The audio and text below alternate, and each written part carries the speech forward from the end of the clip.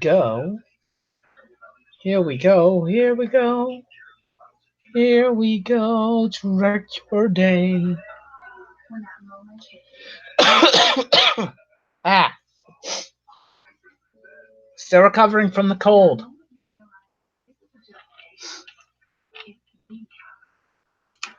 Uh, Hold on a second. Let me get the page up.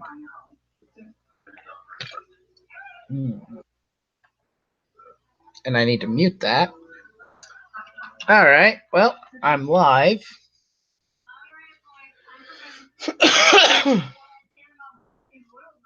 In a very light way, but I'm live, so that's a good thing, I guess. Let's share this on the twatters.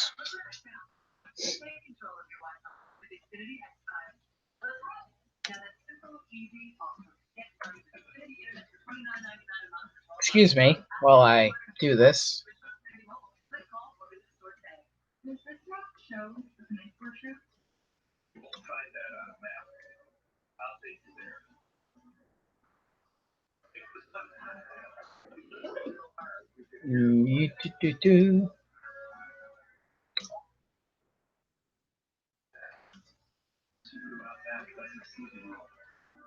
And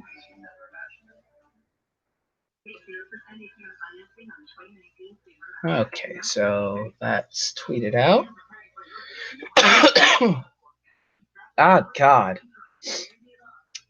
I feel like shit still. Hey, Dalton, what's up, man?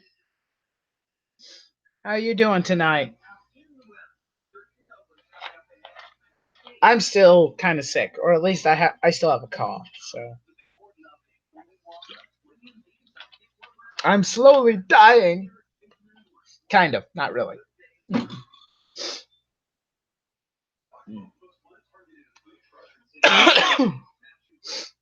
So, how's your late evening going, Dalton? Is it going good? If you feel like chatting, let me know. I'll toss you a link and we'll shoot the breeze for a bit if you're interested. But I should have brought tissues. Hold on.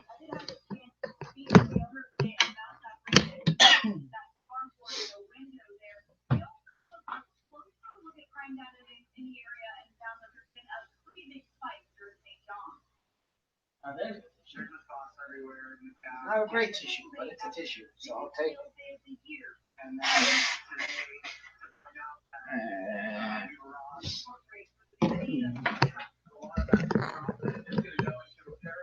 Oh, I feel a lot better, Dalton. It was a lot worse earlier, or a few days ago, so. All that's left is a bit of. I think I'm at the tail end of it, and eventually I'll be back to normal. Hopefully. Hopefully by this weekend. I hope. Fingers crossed. Okay, where? There's Dalton. Oh wait, it might help if I throw the link down. That might be helpful.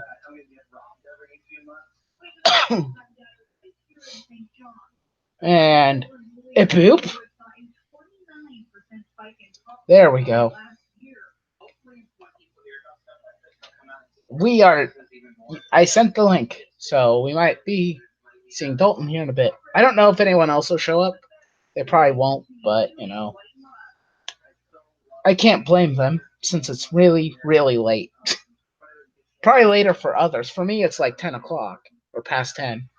And for others, it might be past 1 o'clock. It's not like I had a choice. I just got off work. Get off my back, Dalton. It's not like I wanted to. Baka.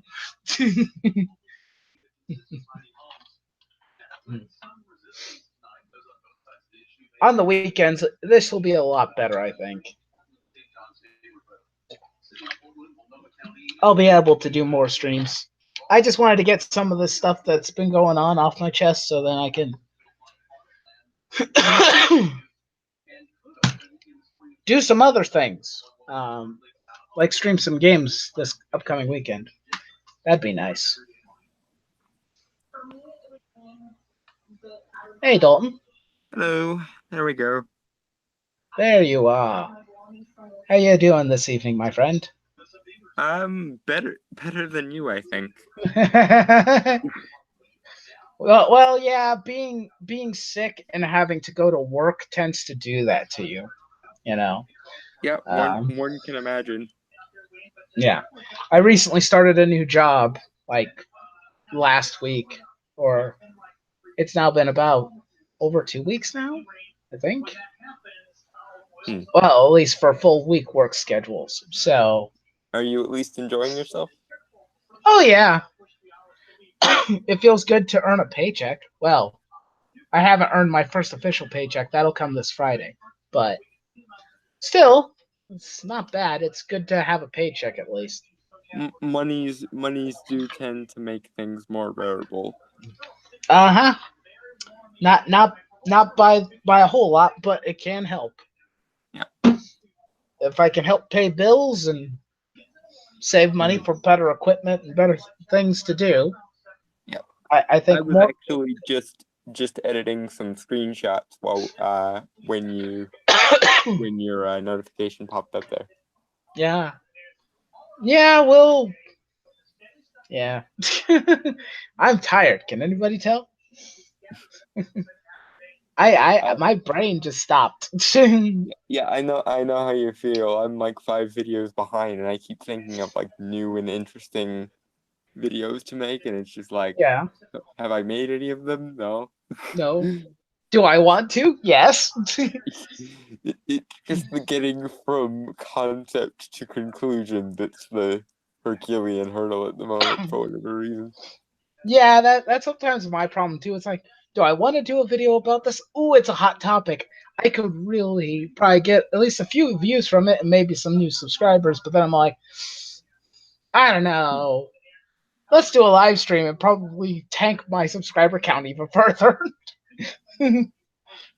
Well, I mean, if the subscriber count goes down every time you do a live stream, maybe they weren't really here for very long anyway. Well, no, I don't think that's the case. I just checked my subscriber count earlier, like when I was starting the stream, and I went from, I think I went down another 2 subscribers. I'm like, oh, I lost 2 more. Oh, great, thanks, YouTube. Yeah, it's just YouTube shenanigans at that point. I'm small enough that I don't think I randomly misplace Yeah. subscribers. Although I did go down from 75 to 70, or from 65 to 62 once, and I'm like, the fuck? Did I really just Yeah, lose 2 subscribers that on a happens. channel that has 70, or a channel that has less than 70 subscribers to begin with? So Yeah, that's not totally disheartening or anything. that's not a shot to your ego. Ow! I will probably get to that at some point. um, but I think that what should we talk about first? I guess the thing I have the least amount to talk about that I can think of is the Spider-Man Far From Home trailer, the second one, and I'm assuming you saw it. I did, in fact. In fact, I made a meme about it. Um, Ah, because there's a scene in the trailer where Nick Fury and Spider-Man are talking, and he's like, Spidey's expressing doubts about himself, and Nick Fury's response is, "Bitch, you've been to space." So I screen capped the kind of condescending, strange clip from uh Thor Ragnarok, and I was just like, space, oh how cute. You'll have to excuse me. I have to get back to my day job, what with its frequent excursions into the very fabric of reality to do regular maintenance on the laws of goddamn physics and all. But do have fun with your thing. not bad, not bad. That's a lot of fun. What was your thought about the trailer? Okay, so I have mixed feelings on account of Well, they're join not my club. they're not making it clear that Mysterio is using illusion work, Yeah. which bugs me, Oh yeah. because they just uncorked the magic of the MCU with Doctor Strange, and if they have to recork it, I'm gonna be annoying about it and just Yeah. bitch constantly. He's going to be anal about it. I'm anal about magical things. Yeah. It's one of my defining traits at this It, point. it's one I of have your an many. entire series It, where I do that. yep. It's one of your many charms. I uh. I I see what you might have unintentionally did there. Charmed can also refer to spells. Lol. Well, that wasn't my intention, but you can take it at whatever you want. By charms, I meant more or less it's one of the basically it's a sarcastic way of saying one of those little quirks or my bad my behaviors that we my have that we can't. idiosyncrasies. Yeah, yeah, pretty much like mine or anybody else's. That's My pretty much my what I'm referring to. spurging basically. Yep, yep. Magic spurging. My Don't thing. don't feel bad though. I do it too. So I spurg out about Spider-Man quite regularly. So So you must have had mixed feelings on the trailer then. well, okay. So for starters, it's better than the first one that they showed It because is, yeah. because they actually bothered to actually show us a bit of plot, what's going on, what's happening. So at least that's something. It's like, oh, Yeah. something actually cohesive that I can actually Yeah. understand what What the am hell is I happening. actually paying for, please? Yeah, show me what I'm in for. Show me the Um, money. Show me the money. show me the money. Hey, Maverick, how you doing? So are we going to forget Uncle Ben now? Yes. That was one of the things that bugs me. They don't talk I about Uncle Ben. Tony is the new Uncle Ben. Okay? I really hope that if they do show Uncle Ben, it's the voice actor for the '90s Spider-Man animated series that they Hmm. used to they cast. Spider-Man or Uncle Ben? The voice actor for Spider-Man. I like the Oh. idea that past Spider-Man would be Uncle Ben, Oh. but I don't really like the idea of Tobey Maguire or Andrew Garfield doing it. Hmm. I would I could much see rather. Toby maybe getting away with it, but he isn't quite that old yet. Yeah, no, I'd rather see the voice actor for the Spider-Man animated series do it. I could see that. Yeah. But Tony is the new Uncle Ben. That's one of the problems I have with this because we already decided not to establish Uncle Ben when we introduced Spider-Man or even in his own movie. He's never referenced or mentioned. Well, We know he died, but they kind of lampshade it in Homecoming, if I remember correctly. They yeah, they mention they it. they mention him in passing, but it's as if he doesn't count. He doesn't matter. Yeah, Who is the person that Spider-Man is obsessed with throughout the entire movie? Tony. There you go, which is Yeah. a big goddamn problem. I The don't. the I the problem is they wisely decided not to retread things that have already been done over and over. And yeah, I get unfortunately, that. one of those things happened to be Uncle Ben. So they can't really do it, but they are going to have to at some point start at least like flashing back to it. And more to the point, we are eventually going to get MCU Green Goblin, are we not? Because if we don't, like, I understand the let's not reuse them right off the bat thing, because that's, because this is the third reboot in about 10 years. So, Yeah, why would you go right back into Green Goblin and so on and so forth? But that you being have said, to. at some point, Green Goblin is basically Spidey's Joker, so you're gonna Yeah, have to touch on it sooner or later. he And has to show up eventually. It's an inevitability. especially Um, especially considering both of the previous versions had major issues. I'd like to just get a comic book accurate Green Goblin if that's okay. I thought And William Dafoe was probably the best out of the ones that we got. He does a really good job with like the acting part of it, but in terms of like character and concept, it doesn't really flow. And What, the the split personality disorder he has? no, just like the design and like they tried to Oh, dumb they tried to dumb down the concept, and it kind of just didn't work for me. hmm. And the kicker is they at one point did have an actual comic book accurate version of the Green Goblin in Yeah. like concept art form, and they Hmm. just decided not to go with it. It's shit Oh, like yeah. that makes me very grateful for Kevin Feige, because he at least is like, we don't need to fuck up things to a ludicrous degree just to make it good. It's good on its own. We just need to make sure that we translate it properly. It just And that, reminds me of that one parody song from Weird Al, where he did a parody of Piano Man, but it was yes. Spider Man. That was I'm hilarious. so happy on the Spider-Man. And then Going it's out like, to web tonight. yes, he's wearing that dumb Power Ranger mask, but he's scarier Scarier without it without it on. on. And I was Da, like, da, yeah, da. that's true. It looks like a cheap Power Ranger costume. It really does, and not even one of the like memorable monsters. Like No, generic we're talking monster like Gen 1. 526. Yeah, like original. Way back in the day, probably like where would I put it in a timeline if we were gonna go like tokusatsu stuff? I don't know, probably like mid 80s, maybe late 80s actually. Yeah, it honestly kind of looks like a putty that got souped up. Yeah, kind of, with a scarier face, Hmm. but still, Which is funny because that's actually a thing that Lord Zed did in season 2 of Mighty yeah, Morphin, if I remember correctly. probably. I mean, The Zed putties were stronger than the Rita you putties. you want to know though what I actually do kind of want? I want them to bring William Dafoe back as the Green Goblin again.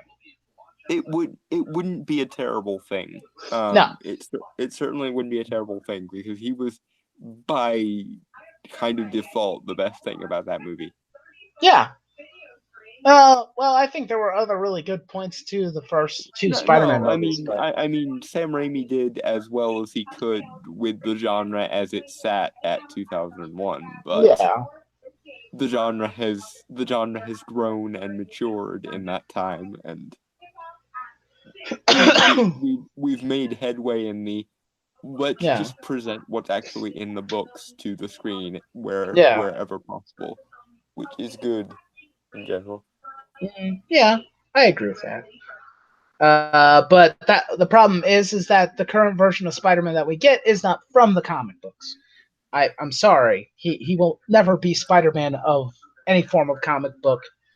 They've diluted what makes Spider-Man Spider-Man. Basically, the Spider-Man that we have from Homecoming and Far From Home is a younger version of Dan Slott Spider-Man. That's what we have. Kind of. He's not. Yeah, he's not comic book.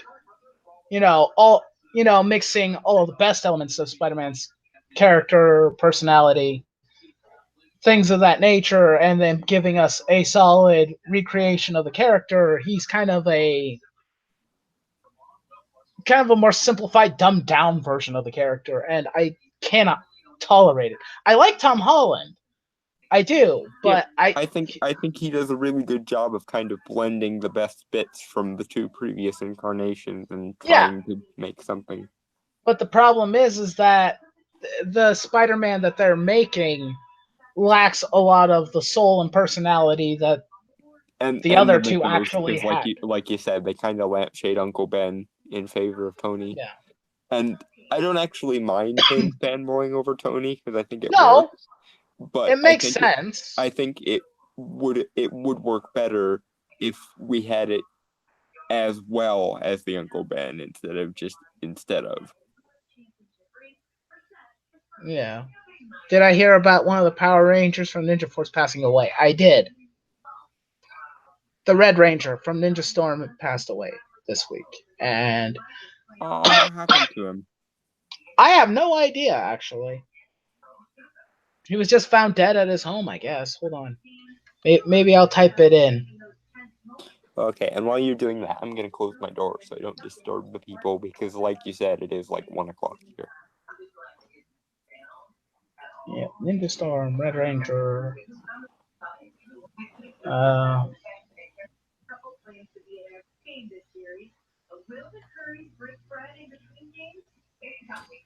do, do, do. I hate having to use other sites, but he was only 38 years old. He's only a few years older than me. Dear Lord. Yeah, I was gonna say because he can't be that old because he was like No. in his late teens, early 20s when he was doing Ninja Storm things, and that was not that long ago. Uh, no cause of death has been determined at this point. Just the fact that he was found dead at home. Um, I kind of forgot that was kind of a big news thing that happened, and that was kind of sad. I really want to It, make a Rangers joke, but I don't think it's appropriate given that the guy just died. Because the first thing that popped like into my what? head, the first thing that popped into my head was, gee, maybe Lothar got to him. But I No. that's too much dark humor for a thing that just happened. So Mm. Yeah, dark humor is dark humor. May the power protect him and whatnot, and yep, wherever he is. yep, But yeah, that was kind of sad. Um, back to Far From Home trailer. yep. Um, no idea what. Sorry, why they're talking about this. The fact that Mysterio's from another dimension. That's from the I alternate universe. Yeah, I don't know what they're trying to pull with that stuff. I'm like, can we just have a normal Yeah, Mysterio? I'm not sure. Here's my thinking. My thinking is that he's lying, and that's going to be part of the subtext on which he weaves all Yeah, his technological illusions. Would be my guess. But yeah, if they did that, it does have precedent in the ultimate universe. yeah. But I kind of would like a mix of them. Like maybe he's one of the people that crossed over from another universe during Endgame, and he Hmm. brought a bunch of technology with him because in his time, I'm kind of thinking sort of a evil Booster Gold type thing, where like Oh, he yeah. uses he uses technology that in his timeline um isn't really spectacular and Hmm. uses it to simulate magic in our universe. It's kind of Yeah, like I have more advanced technology than you, so I'm gonna take advantage of it. I hope that's kind of where they're going because I think that would be interesting. Um, but yeah, again, my main concern is just don't fuck up the magic versus yeah, illusion thing because if you do, we're gonna be stuck in it again until the next Doctor Strange movie can come along and fix it once again. And yeah, they really need to stop making that franchise the one that's capable of fixing shit. Because I yeah, thought they learned their lesson from the first two Thors and how those kind of are people's like least favorite Marvel movies a lot of the time. That's why yeah, they actually gave Thor some god powers in Ragnarok, is what I was thinking, but maybe they didn't learn anything. yeah. But I don't know. Um, what else could I talk about the Far From Home trailer? We still don't know anything about the three other villains that are being included. I'm I'm gonna go out on a limb and say that Hydro Man, Molten Man, and what's the third one they have in there? Sandman. The Sandman are all illusions created by Mysterio, is what I'm thinking. And That's a possibility. he's gonna make himself look like the hero for beating a thing that he's causing, kind of a la Syndrome in The Incredible. Well, if they do that, that would be kind of clever. But at the Al- same time, Although I'd rather they just play it straight, honestly, because I like the mm, idea of beings made of various materials um yeah, in the MCU. yeah. And it's not Sandman, like it would. Hydra Man, and Molten Man are really good characters Yeah. for villains. So, I mean, So despite what people might say about Spider-Man 3, the actor who played Sandman in that was the best part of the movie, and or one of the also, best parts. yeah, the Sandman plot in general was one of the better plots of that movie. Yeah, Um, and they are very interesting. They are very interesting characters. So it's not like they can't find a way to make it useful.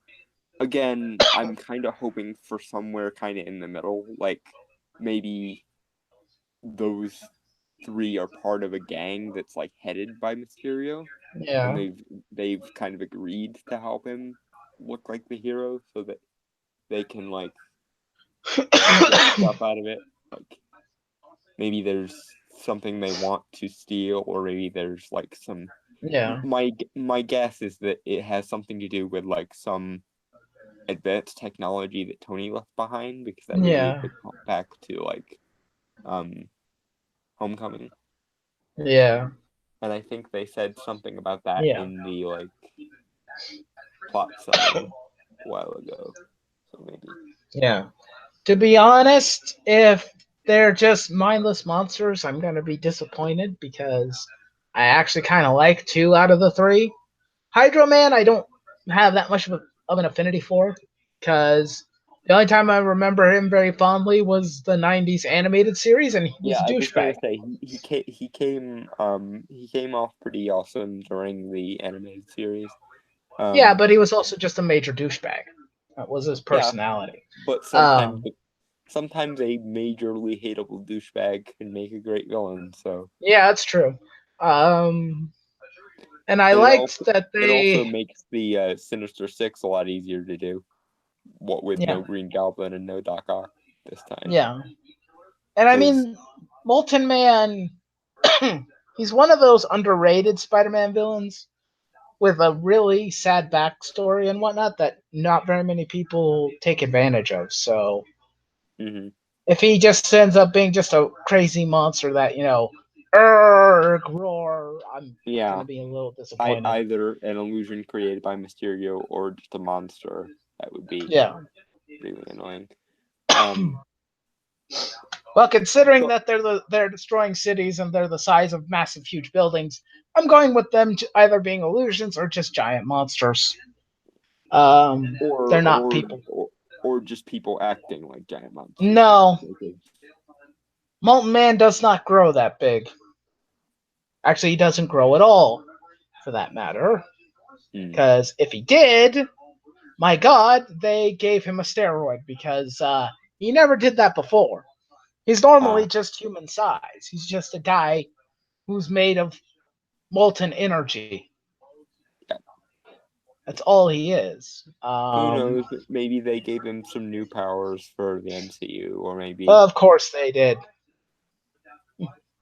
Because they have to, because they want him to match the size and the power of Hydro Man and Sandman. hmm Oh, Jesus Christ. Yeah, I'm mostly just thinking. I'm thinking of skipping. Oh, I Far, probably will far, Far because from I. home, honestly, because like after the massive disappointment that was Endgame, I'm done with street level shit. It's like I want to go to sleep, and you can wake me when there's cosmic shit. Yeah. Um. For me personally, um, I'm probably skipping it too. Um, Mainly because I still hate the supporting cast with a burning passion, that which has not been sated at all. Yeah, yeah, I I agree with detest you. Like, all of them. what the fuck was wrong with Flash Thompson just being a massive jock like he always And has an been? asshole. Yeah, like they tried to make him.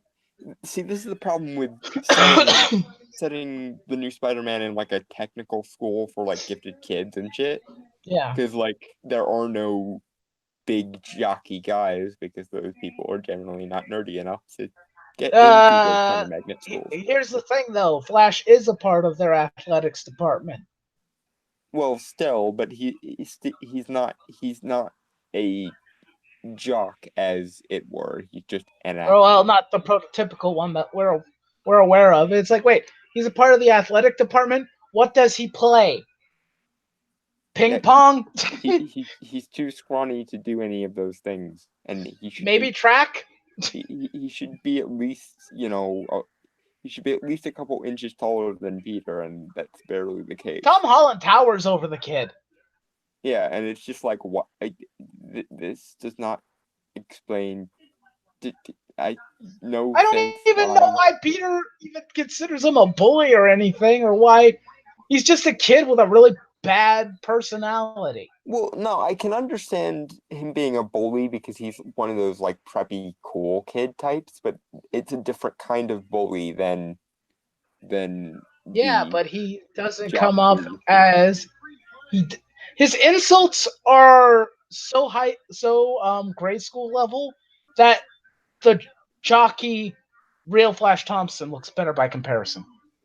Yeah, and this is sad, but I find it annoying that like the best Flash Thompson we've gotten in all three of these franchises has been in the worst franchise, which is the Amazing Spider-Man one. And it's just like they actually managed to make him both human, sympathetic, and understandable in Yeah, the course of that movie. And even though he was a little bit too skinny for my liking, he still came off as exactly the kind of dickhead jock with a little bit more complexity that he should kind of come off as. yeah, Especially because they've instituted the, hero worship of Spider-Man thing. yeah, And it seems like in the first trailer for Far From Home they're keeping that, but yeah. it doesn't have the same punch now. No, it doesn't because the character comes off as just a entitled little prick. Here's the Yeah, funny thing: he's part of their debate team in the first movie, right? But he's yeah, and I'm just stupider sitting than there going, everybody what? else in the debate team. Why is he even there? They Yeah, it's never explain the reason why he's there. He's supposed to be a sub for Peter, but there are people out there in your school that are 5 times smarter than he is. Why would you even put him on your team? It makes but no logical sense. yeah, it makes no sense unless we're to believe that Flash is actually just that nerdy. And No, I'm he's sorry, not. but Flash Thompson being nerdy is just no. Like You want to aside know? from the occasional geeky moment of him hero worshiping Spider-Man and being nicer than you give him Yeah, credit for at first blush, like there should be no geekery involved there. yeah. I know they were trying to they're trying to create a more contemporary Spider-Man. That's why they've decided to have kids of different ethnicities and whatnot. Yep, because more diversity and everything.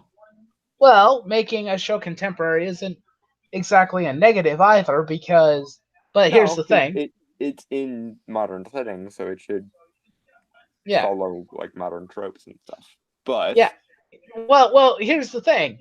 There was a contemporary Spider-Man. It was called the Spectacular Spider-Man cartoon show. and it was amazing. Damn straight it was. It only got 2 seasons, and I demand a third. Which sadly we are never getting because of I know. copyright shenanigan issues. We should have. Hi Telly, I'm sorry. I wasn't intentionally ignoring you. I was on a roll, so to speak, and I had to keep We going. were in the midst of being obnoxious about stupid Yeah. things they've done in Spider-Man mythos. And dear freaking lord, I like I said, I hate all of the supporting cast. There's not a Yeah, single one that of them I could tolerate. they're all I could aside, maybe from the first one I could consider Liz, but that's because she's actually a part of the plot, and she doesn't I come off as entirely irritating or annoying. I think Ned's okay, but I wouldn't consider him Ugh, necessarily part of the supporting cast. he's not even important. He could be replaced by literally anybody. He serves no real reason to be there except for to be some nerdy, overly irritating piece of crap that asks Peter too many questions. Yeah, the fat friend. It's not the fact that he's fat. He's just an annoying piece of shit that I don't like. No, I'm saying it because that's kind of a trope, the Yeah. likable fat friend, basically. Yeah, they were. I think they were trying to take from Miles a bit Yeah, with that no, one. they're taking Gonk from Miles and appending it to Peter, Yeah, and basically. it just doesn't work. Ned Leeds should just be a reporter at the Daily Bugle and not be friends with Peter and also be a teenager. He can be a fat Asian if you want him to be. I honestly don't give a shit, but um, he should just be a reporter at the Daily Bugle and not be in school and not be Peter's friend. Peter should be alone for the most part because his best times of reflection and his best times of getting a sense and a feel for the character is when he's alone. Yeah.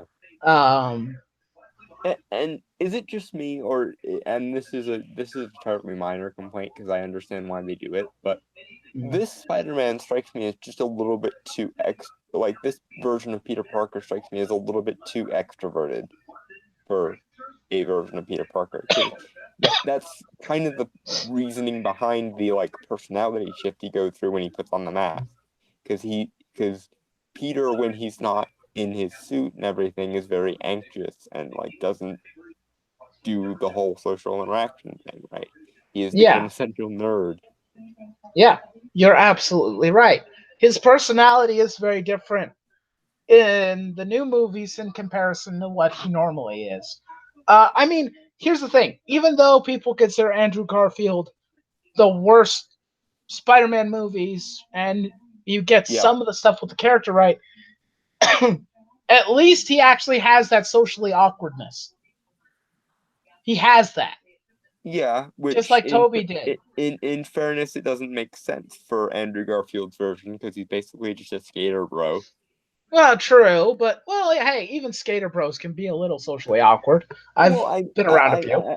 I mean fine, but like he comes off as like straight up cool in a lot of his scenes, and True. it's like why the Yeah. fuck is this kid a social outcast again?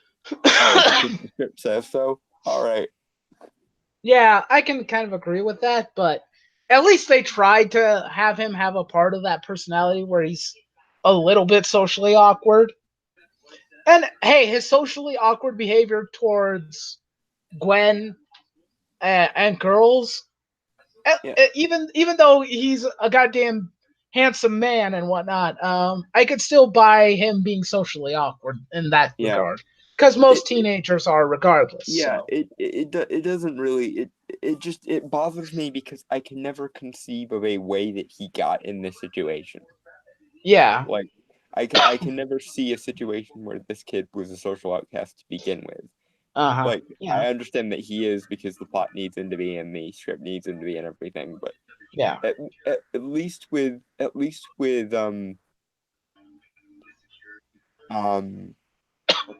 Toby. yeah, thank you. At least with Toby's version, you can definitely see, nope, this is exactly the kid that's not going to get anything in his life and is going to get Yeah, picked on and is going to get bullied and shit. With yeah. with with He Andrew plays the Garfield's nerd version, it's like aspect very well. he doesn't need to be super popular, but I can't see him as being like I kind of, if anything, just see him as kind of in the middle and sort of like one of those slackers that's very forgettable in high school, as Hmm. opposed to a straight up outcast. Like, and he's not. Right. He's. I could see it even if he was just into some weird things or did some embarrassing thing in school or something. But like, he doesn't ever like. There are never any allusions to that. So it's just like, how is this kid a social outcast? I can see Good him not question. being popular, but that doesn't equate to him being social outcast. Um, Yeah. I will give Hi, Eric. yeah. Oh, Eric finally showed up. Yay. Yep, Eric Uh, is here. Hooray! Let's but acknowledge Eric. yeah, but what was I gonna say? Oh, Sorry. I will give the MCU a little bit of credit in that I think they've just kind of switched around the way he's geeky. other Spider-Men are the kind that um avoid eye contact and don't start talking to begin with. This Spider-Man is one of those nervous type of nerds that when they start talking, they can't stop themselves, and I think that's kind of what they Yeah, go for. yeah, So at least there is some geekery there, but again, in a school full of like in a specifically science-oriented magnate school where basically everyone is nerdy, even the quote-unquote jock that is supposed to be Flash Thompson, yeah. it it kind of undermines his intelligence a little bit because like a bright kid in a room full of morons is one thing, but a bright kid in a room full of other bright kids, it's just kind of like, well, duh. Hmm. Yeah. Have some chicken soup. I would, but I don't have any. Yeah, I probably will. Um, Too much soup over the course of the week. But, gotta do what I gotta do. Hmm. Try and get rid of this crap. Um, it was a lot worse earlier in the week, so this is freaking heaven in comparison. Mm. Um, um, I don't really want to comment on Mary Jane or Well, MJ or whatever they want to there call it. isn't a Mary Jane for you to comment on. Yeah, good point. It's I, an I, MJ. I maintain this until they actually adjust the character accordingly. Like Yeah. even if she had just like dyed her hair red and became a model, that I could understand. But like they made her this like frumpy Daria-esque character, and it's just like okay, but that's not Mary Jane even in personality. So if you wanted No, to do because she's also a condescending asshole. yeah, she pulls the social justice thing a little bit too much, and to their What credit, she's I think doing, she's doing it to get a rise out of people, which I yeah, think is kind of funny, but it's not Mary Jane. no, to their credit, it is supposed to be an annoying quality of hers, but um, it's not like she's the social justice saint of the movie or anything. Yeah. But Mary Jane Watson, it is not. Yeah.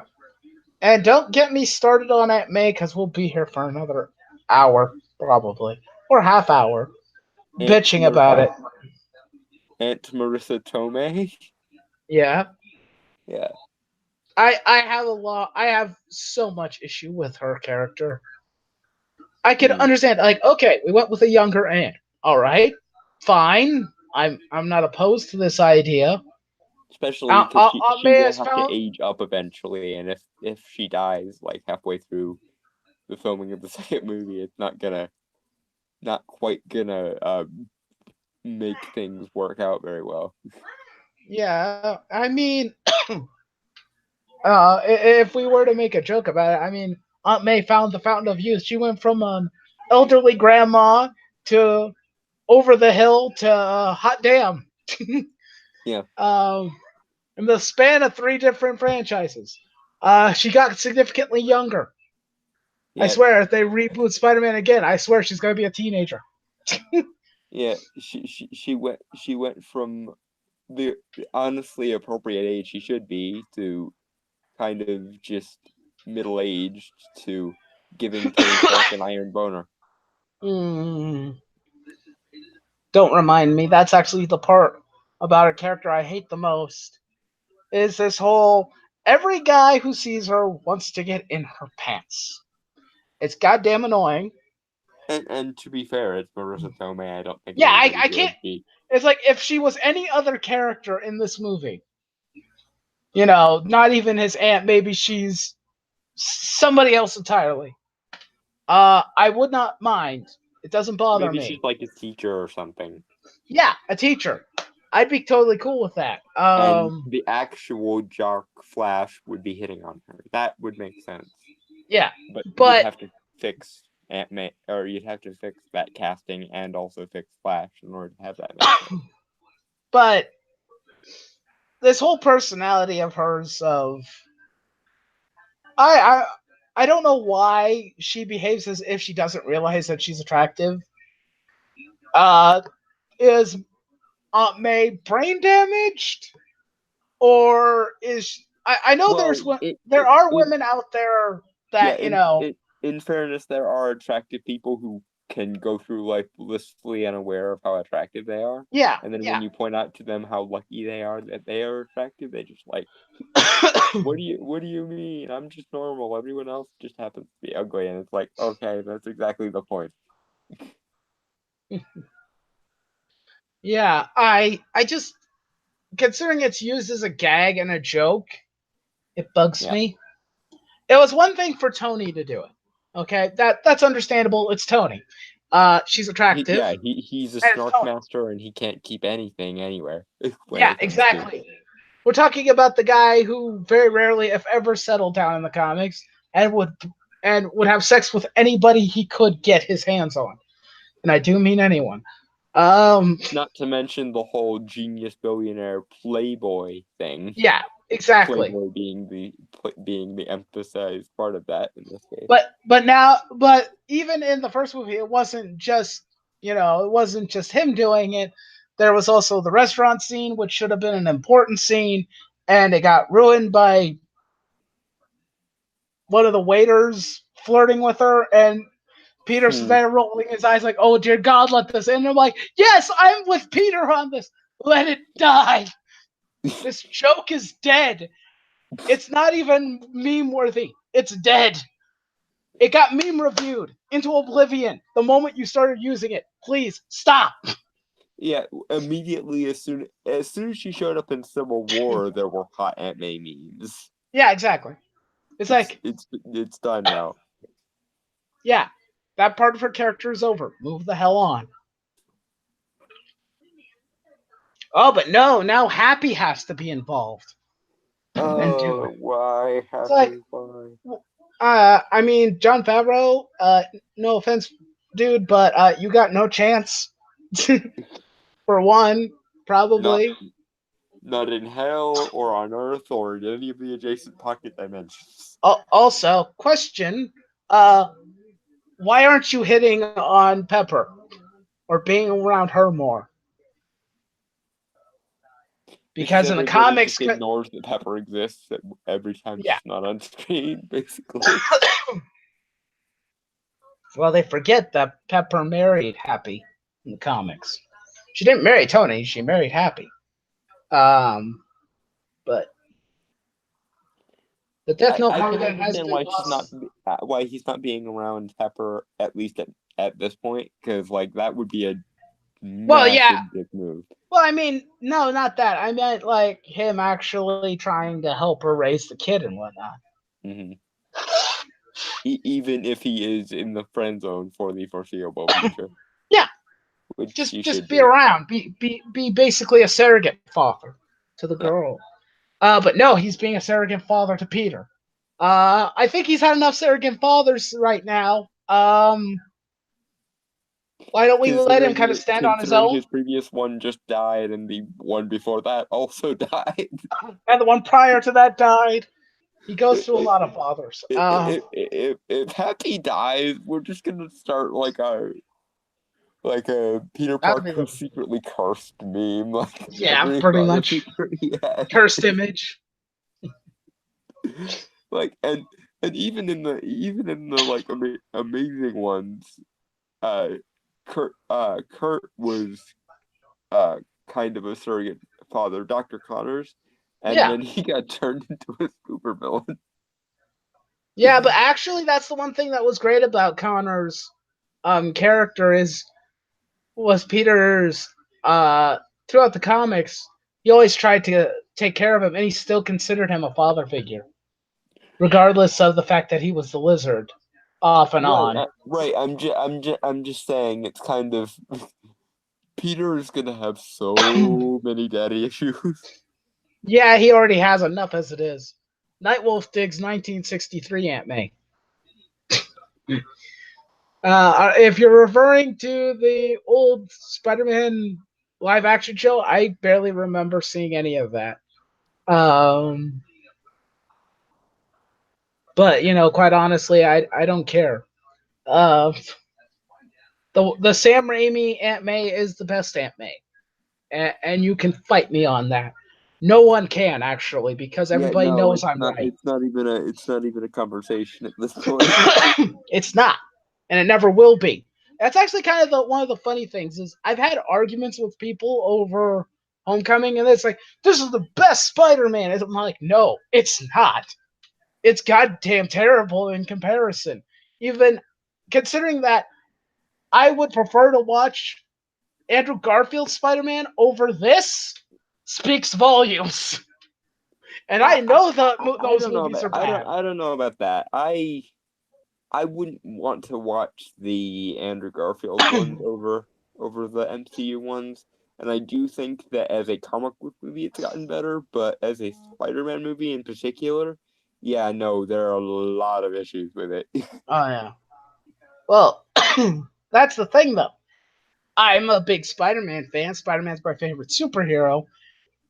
I haven't bought Homecoming on DVD.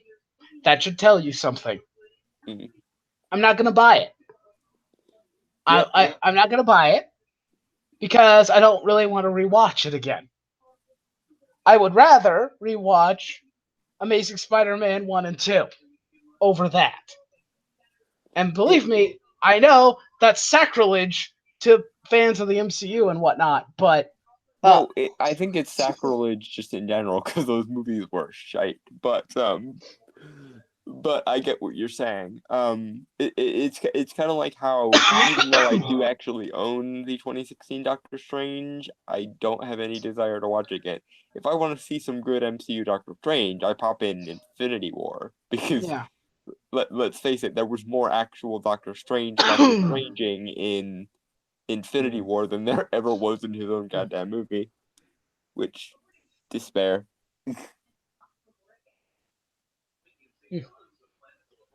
uh, Spider-Man Hopefully they'll Homecoming is Disney putting their brand on the character. This is a cartoon version from Disney XD. You're not wrong, Eric. You're not wrong. I have not been paying attention to that. You're better not Like paying any attention to that. I know Ultimate Spider-Man had its flaws, many of them, but it was at least enjoyable to watch. And I think Drake Bell genuinely did a pretty decent job, all things considered. He tried. He was just not given the best scripts to work with. I mean, I think that Ultimate Spider-Man got better as time progressed, It but did. it took like about 2 seasons to get better. Yeah. Um, because they toned down his fourth wall breaking, they toned down his really terrible childish humor. I don't mind Spider-Man having humor, but him being that like low tier childish humor is just bad. Yeah. I mean, there have been several teen rated and kid related Spider-Man shows that have him pulling off one-liners way better and with better writing, with better composition of Cough. jokes. Spectacular. Anyone? Cough. Yeah, spectacular. Like the Spider-Man 2 video game. That was actually one of the only times that Tobey Maguire actually was allowed to be more like Spider-Man and actually crack jokes and one-liners. Because he didn't do that very much in the movies. Well, to be fair, because when he did that in the movie, it bombed horribly. Yeah, but when you play the Spider-Man 2 game, even though his delivery is pretty dry, the lines are at least funny. Yeah, And but like all I can think when I think of Tobey Maguire trying to Spider-Man quip is the scene in the burning building with Green Goblin. It's like, it's you who's out of your mind. Wow. wah wah. Horrible. So when I can think of more dry witticisms than your version of Yeah, Spider-Man, your version of Spider-Man is fucked. yeah. He was not very witty or funny. Um, And the more important focus on like Peter as a person I appreciate, but Spider-Man could have been more funny. Yeah, but Um, this is what I've always said, and this is why I will defend Tom Holland because uh Tobey Maguire was really good at playing Peter Parker, but he was mhm. absolutely abysmal when it came to actually Spider-Maning. Um, but Mm, Andrew Garfield was absolutely the wrong choice for Peter Parker, but was a really good and quippy Spider-Man. oh yeah, Tom Holland kind of finds the middle ground where he's still at least a version of Peter, yeah, and and is also very good with the quipping and witticisms and whatnot. yeah, So like you can say whatever you want about the writing and the actual world building because Lord knows there's a lot that can be said there, um but at least as far as casting goes, I think they nailed it with Tom Holland. yeah. Granted, they did Okay. have two previous iterations to take notes from, which was probably Yeah. helpful. Normies be like, this movie is on the Shaq Shoe is awesome. Next week, this movie is on Flying Toilet Paper Roll. It's amazing. I have no idea what Tellium is trying to tell me. Um, that was a jumbled sentence that I couldn't even read. I'm sorry. Tillium, your Australian humor is not translating, my friend. Please explain. Use Google Translate again. Try again. The difference between Hollywood critics and the audience pays for their ticket to see the movie. The Hollywood critics And get a free actually ticket to want to view the watch movie. it most of the time. Yep, that's true, Tellium. Very true. Spider-Man: Homecoming is Disney trying to turn Peter Parker into their next trans Disney princess. Nah, I think No, Deadpool would be a dead ringer for that first. he's mercifully too buff for that. No, I was going to say Deadpool would want to do that before Peter. Yeah. But I did also like that Tom Holland's version is a little bit heavier than Tobey Maguire's version because Tobey Maguire, even post transformation scene, I thought he was too damn skinny. Well, I always kind of look at Spider-Man as a skinny white boy. More athletic and not really built like a goddamn Mack truck. Tom's fine though. He's a good. I think he's a healthy balance between the two. He's also still relatively young, so I don't know what he'll look like when he's full grown. But how old is Tom Holland actually? I forget. That's a good question. I don't know. Although I think he's at his max height already, which He is might. He probably is actually. Now that I think about it. Hold on. to Oh, Google, the to all-knowing Google Google. I go. And then after this, We should he, move on to a he different topic. yeah, he is 22 years old. Oh my God, he's shorter than I am. He's 5'8". He's still taller than me, but that is short. Yeah, he is short. He's a couple inches shorter than I am because I'm 5'11". Hmm. So yeah, he probably won't be growing much. uh, I am somewhere between 5'4" and 5'6". I have not measured myself in a while, but I am not tall by any stretch of the imagination. yes, Tellium, you're right. Deadpool could get away with doing a trans princess for Disney because it's Deadpool. I He's really five hope foot eight inches. they don't meddle with Deadpool's intensity. Just point a camera at Ryan Reynolds in a Deadpool suit and tell him go. Yeah, pretty much. He's 5'8", so he and I are the same height. Well, Rabbit, then if you're 5'8", then yes, you're the same height as the current Spider-Man. Congratulations. Um, who I personally think is too short. If that's the case, I thought he might be slightly taller than that, but dear God, if he's 5'8", holy crap, he is tiny. Normally, when I consider Spider-Man, I think Spider-Man's at least like bordering on 6 foot tall. Um, I don't know. Well, it's kind of like a reverse situation, like what they did with Hugh Jackman being Wolverine. Hugh Jackman's like what, about 6 foot tall, and Yeah, and Logan's like, Wolverine's supposed to be I a think he's like, midget, basically. yeah, he's supposed to be a short person. I think he's like about 5'6", I think, or 5'7". He's Yeah, shorter. I think he's shorter than Tom Holland, yeah. technically. So still taller than me, but not tall by any other metrics. Yeah, he might be about your height, probably. Um, Well, actually, probably a couple inches taller, but whatever. could be. I don't know.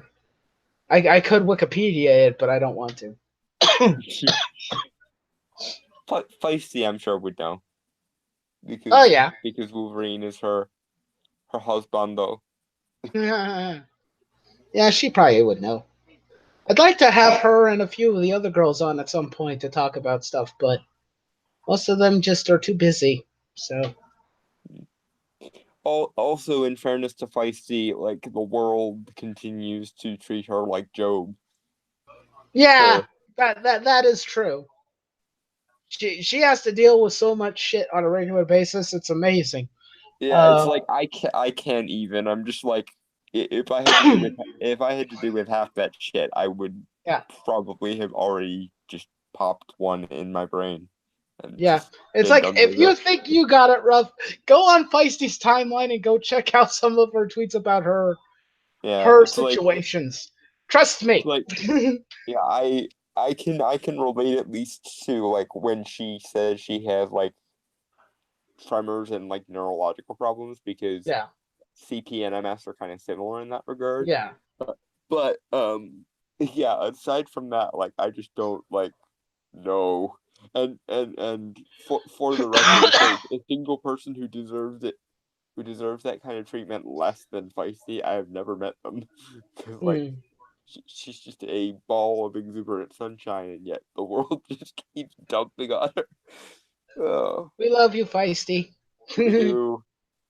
Godspeed, Feisty. Yep. If you see this, which you might. I don't know. I don't know if she pays attention to what I make or anything, but I hope she does.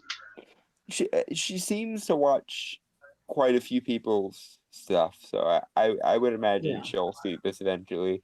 Hopefully, by the time she sees this, the world has ceased dumping on her Yeah. because it just I decree that it should stop now. Yeah. If I can For get off does my my decree mean anything? Yeah, if I can get off my lazy ass and actually start that let's play I intended to make, at least then I can share it with her and hopefully that will brighten her day. Um I normally don't tag people on Twitter to get them to pay attention to me. Um I don't know, because I feel like it's fishing for attention, Hmm. and I don't know, it just doesn't feel right. But in the case of the I let's don't play know. that I'm working I on, I only think, do it with people that I already know are probably going to be interested in what I yeah, have to say. Um, yeah, like yeah, I've started the thing of like making an at list of all mm, the people that like are my usual viewers or people that leave right, comments on my stuff for when I make a video because then at least it will get to all the people that are likely to actually bother watching and or interacting with it. yeah, Side note, if you watch one of my videos, please, for the love of fuck, leave a comment because it can be very disheartening when like people view and then don't leave any interactions or likes or comments and it's just like, well, shit, I guess the people who watched it didn't like or have anything substantive yeah. to say about it. Damn.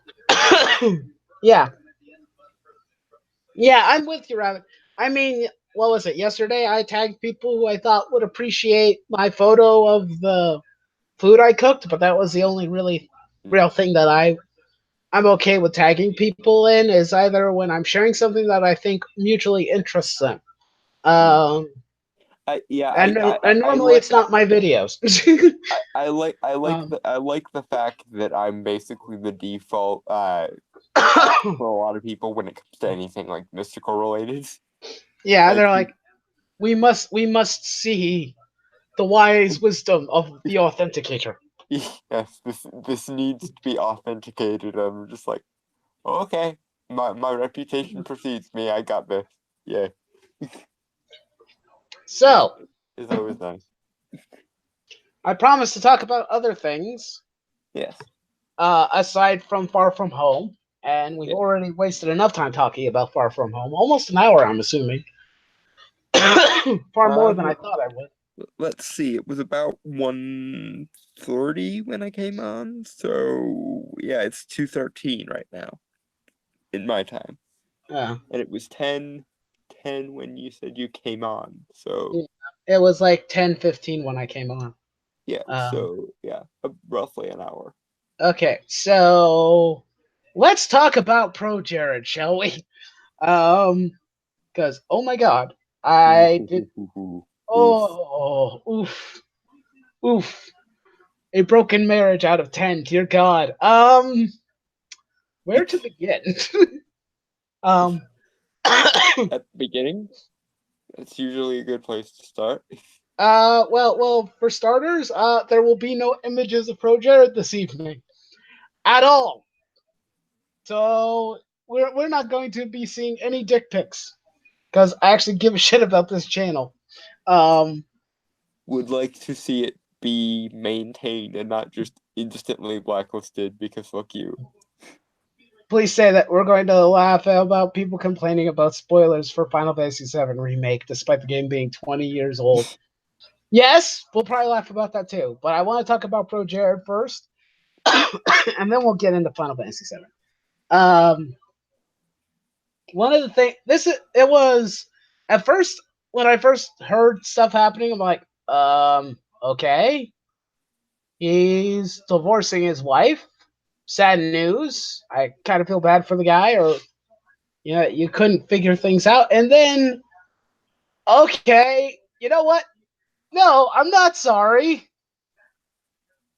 because now I'm not sure if I could even remotely think of you as a good person, Jared. And that's kind of sad for me because I was watching YouTube back in the old days, and the guys who I watched, or the people who I watched the most, were people like JonTron, the Completionist, um, Peanut Butter Gamer, Pro Jared, uh, and I think You, that was most of them. you know what's sad? I Yeah. actually saw that Mr. Medicare did a video on this whole shenanigans, and I genuinely thought about watching it, even though I fundamentally hate Mr. Medicare for being such a nihilistic prick. Um, Yeah. so that's how far this guy has apparently fallen, where Mm-mm. seeing Mr. Medicare's take He's on this, Mr. Medicare worthy yeah, ouch. of roasting. Ouch. Never go pro Jared.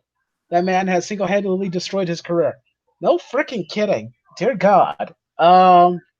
Of course, Yeah, considering that he hadn't posted a lot of videos on his main channel anyway, is it really all that surprising? yeah. This is the end of the world as you know it. I've looked at the stuff, and right now the only thing confirmed is that he sent nudes out there. Everything actually doesn't have solid evidence behind it, just claims. Yeah.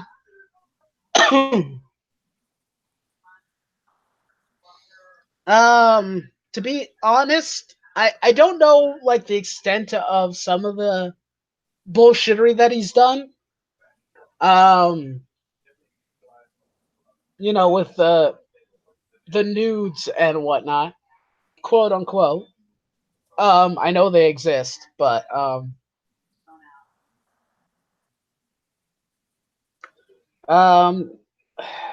what to say? His infidelity, I could have, forgiven him for. It's kind of a shitty thing to do, but It's a it human failing, really, at yeah, the it's end. something that a lot of people fall into. It's par for the course. Um, I,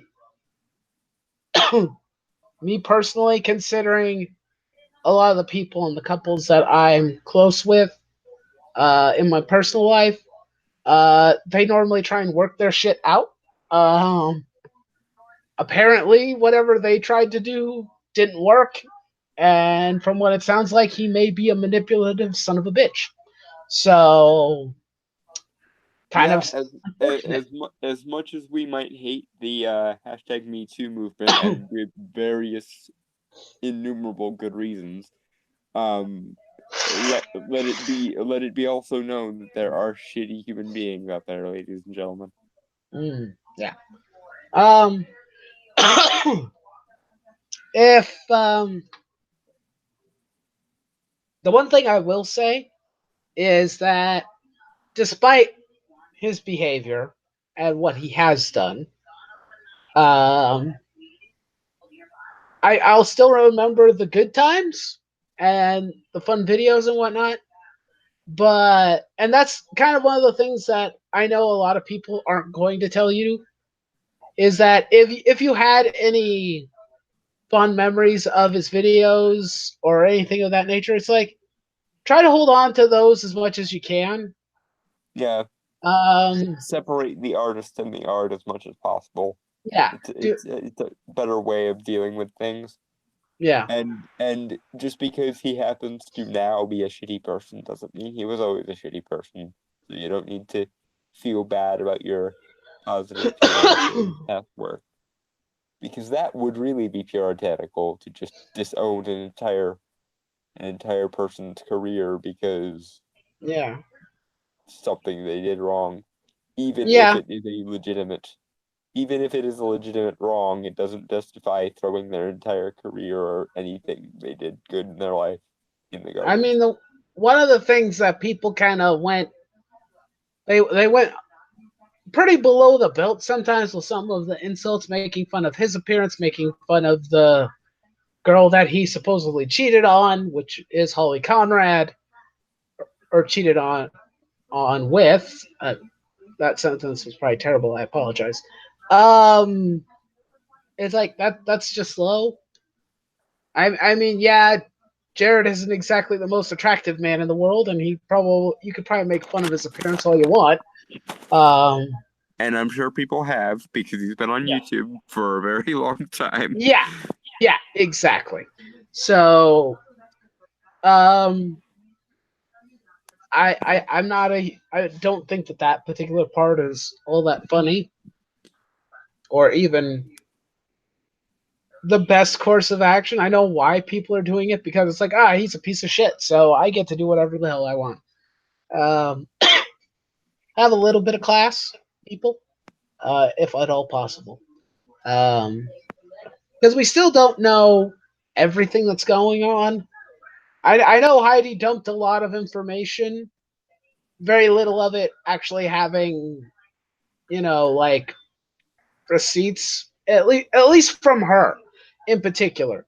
Although the other people who are coming out and who are saying it or who have been adding to the conversation, yeah, at least they are adding the receipts to include it. So there is that. Um, but aside from that, 5 easy ways to ruin your YouTube career. All you have to do is follow these pro tips from Pro Jared. um, Go with the Jared method. Go the Jared method if you want to like tank your career. Is PBG still a good person, or has something come out about him? Um,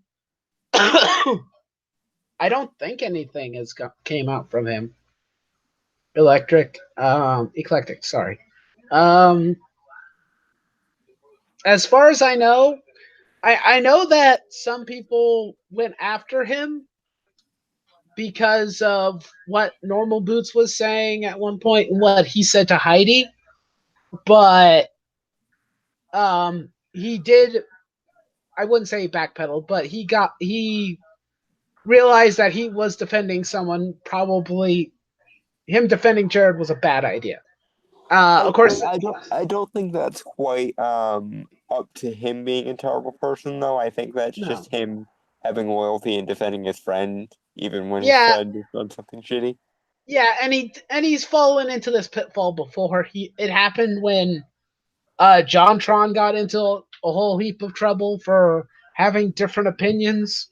Although that was complete fabricated, irrelevant bullshit Yeah, because but yeah, and him and PBG did resolve afterwards, so it's not like yeah, it's just PBG having a knee jerk reaction to it. So I and don't. trying to be a decent human being and defend his friend, I think, is the most Yeah, part what happened there. th- that seems to be his plan. So or his intention. Um, I don't think that he's a bad person. At least I certainly hope not. If I'm proven wrong at any given point, I'm gonna feel like an idiot. But from what I've seen of him, I just think he reacts to things, and sometimes he reacts stupidly. And of course, if it's on Twitter, that's bound to happen. Yeah, So and human beings are gonna human, so human errors are yeah, bound to happen. We've all been stupid once, folks.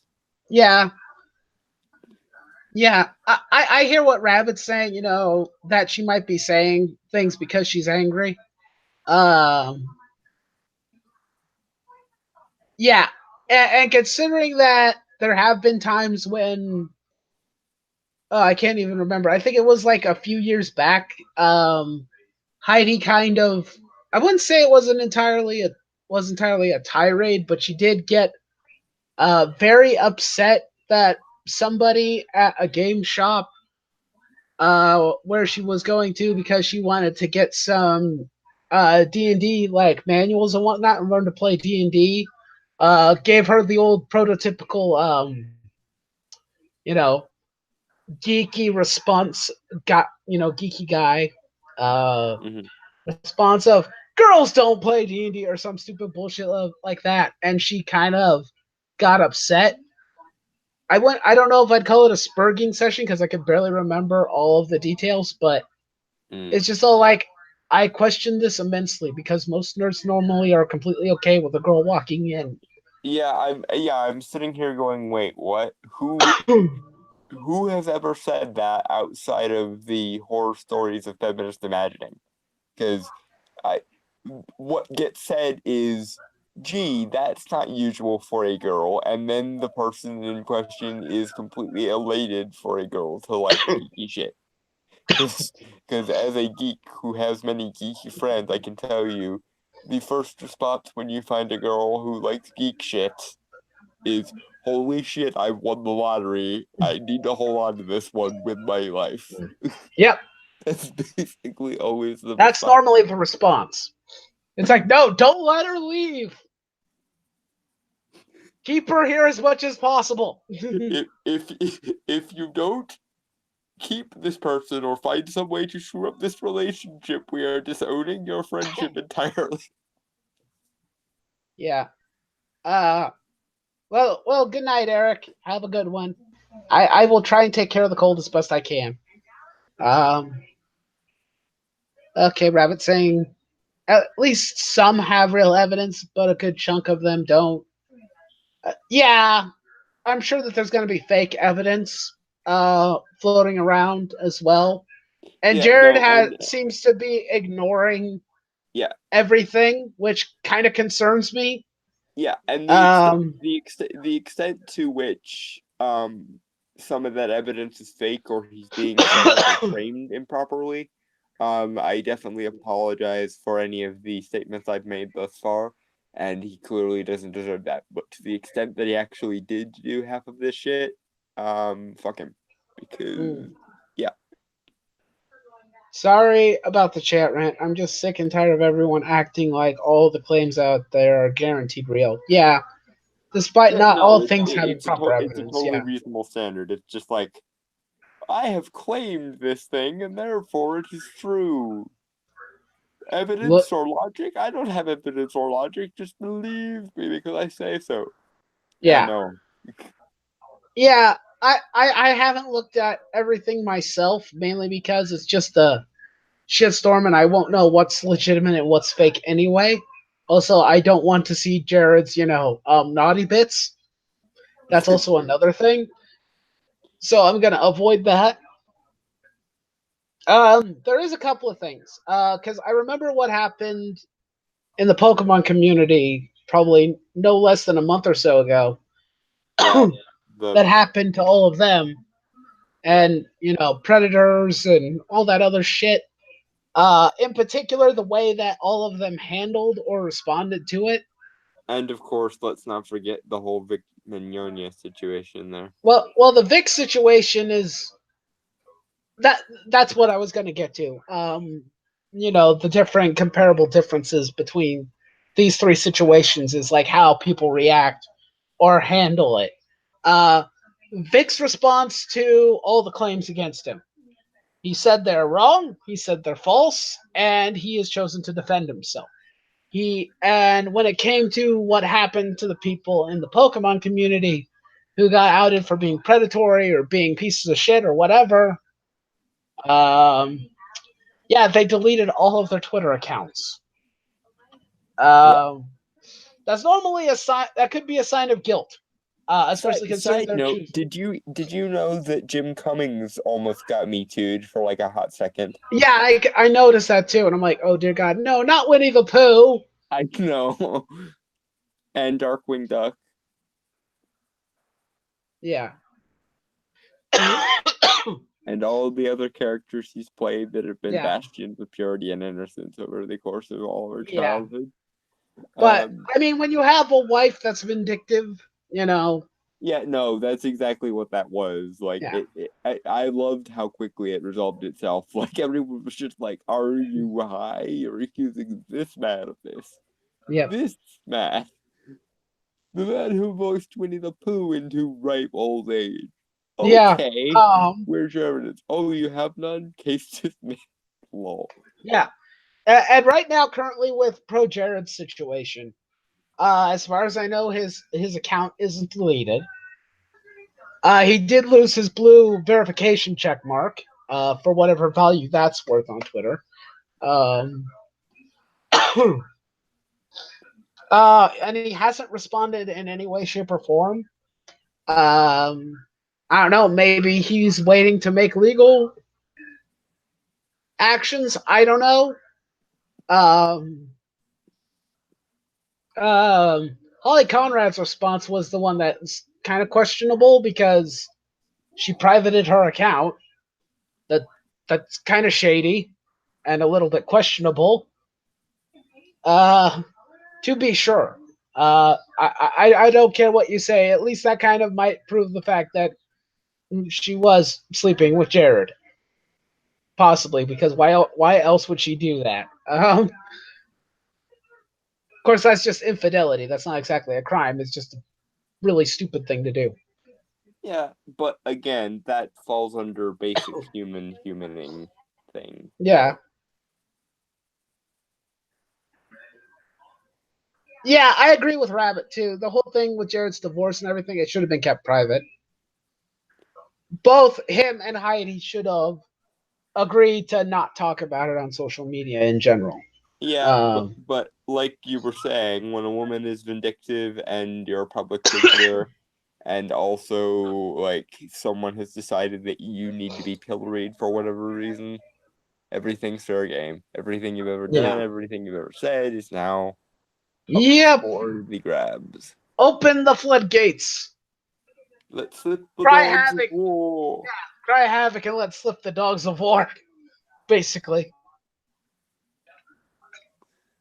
Because on the internet, that's how you handle things. Or how the internet handles things. It's Uh, either you're irrelevant or you're getting flooded with all kinds of shit. top of the morning to you too, Jay. I would try and do the Jacksepticeye thing, but I can't because my throat is thrashed. But top of the morning to you too. Hi. How's Um, everybody's favorite drunk Irish bastard today? well, for him, it's probably morning. Yeah, which is why I said today and not tonight. Today, tonight, 5 years from now, who knows? Time zones. Well, all we do know is that Australia is in the future. Yeah. right now. A quite Orwellian future if New Zealand is anything to go by. Oh no! Oh no! That's actually kind of the funny thing. I remembered what was it when it was New Year's, I think, and I saw Chris making jokes using like Common Writer characters from the current season. He's like, "I'm in the future, bitches. I'm ahead of you already." And I was Uh, like, "Ah, ha, ha. Funny, very well clever." played. Sorry.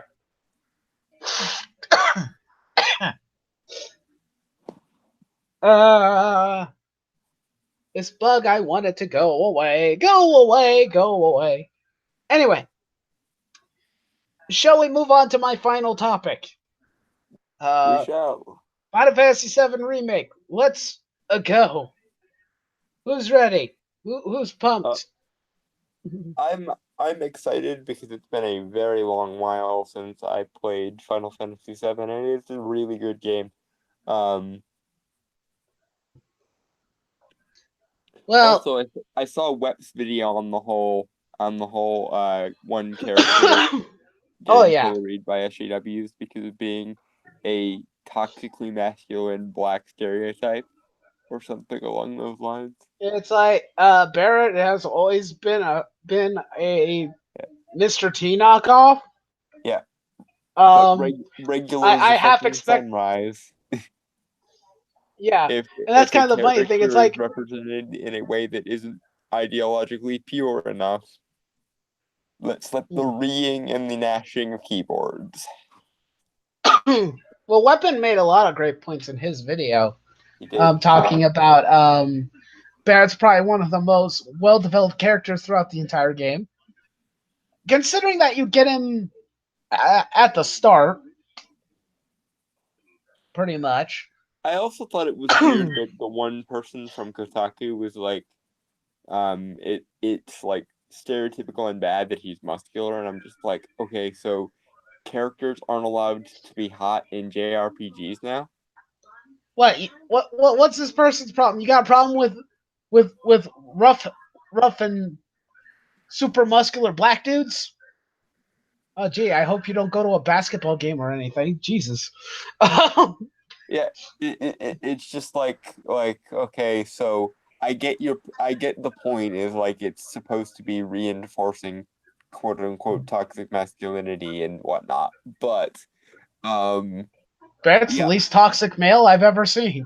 yeah, black people do have more and denser muscles than other races on average. So don't Hmm.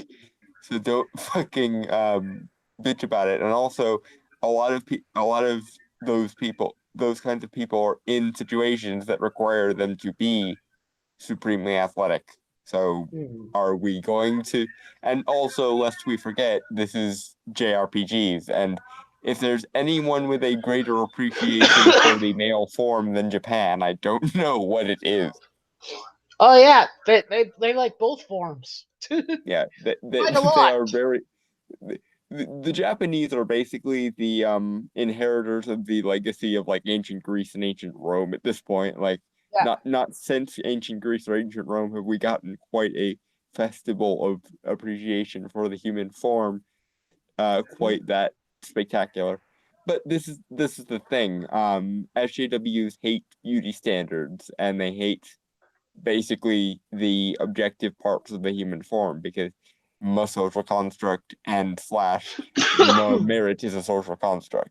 So yeah, that's why they constantly puritanically whine over the whole beauty standards thing. But I'm Mhm. sorry, like as a bisexual person who is capable of appreciating beauty of both the male and female genders, respectively, yeah, Barrett's hot.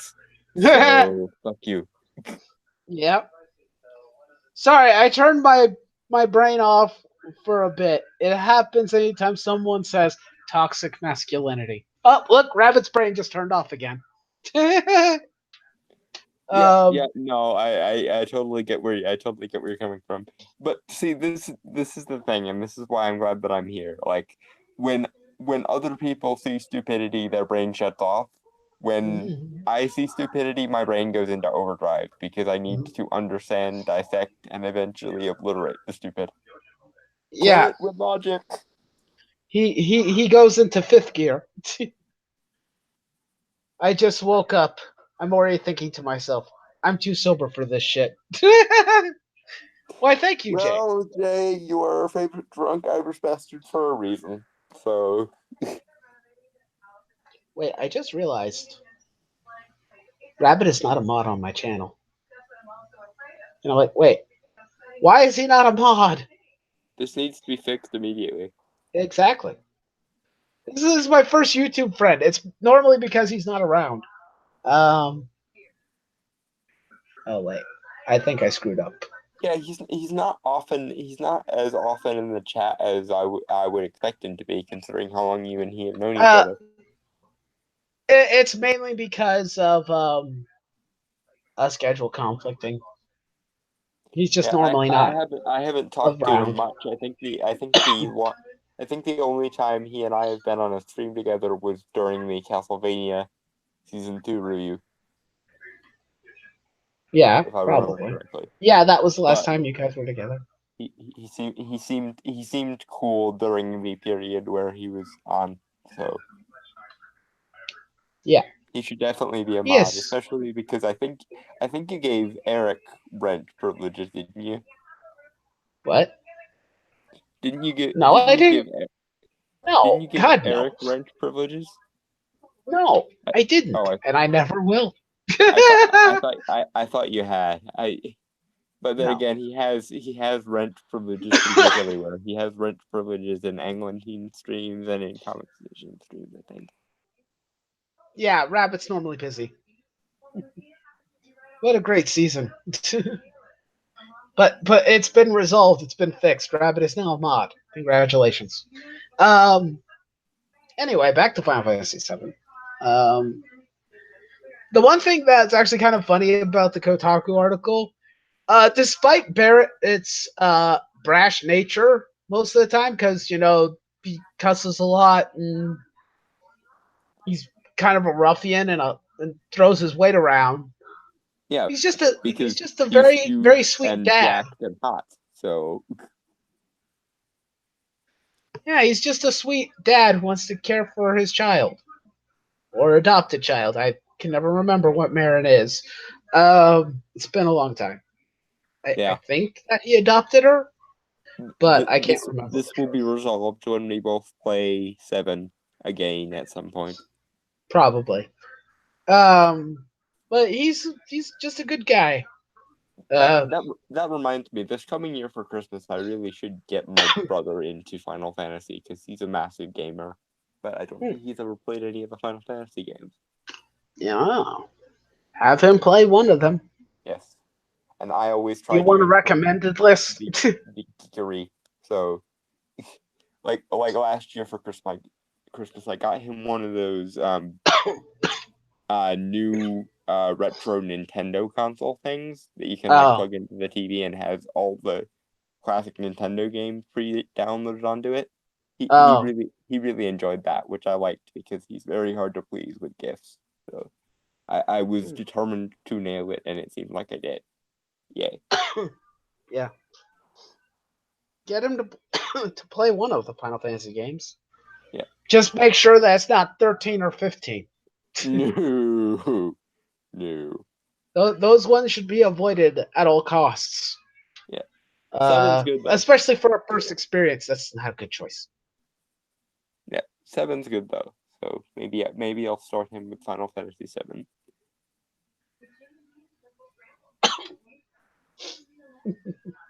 You know what, Rabbit? Sorry. Um, I am planning. God damn it. Maybe I should have made tea. Too bad. Um, I'm planning on doing a video discussing Square Enix again. We're kind of touching on some of the stuff I'll probably talk about, but yes, the game probably won't be out until 2030. If their past is any indication of how much time they waste announcing shit instead of releasing it, it's going to be probably the sixth console generation by the time we get it. Square Mark Enix, ladies and gentlemen. mark my words. Don't be surprised if it happens, because I guarantee you that it probably will. We've been seeing it.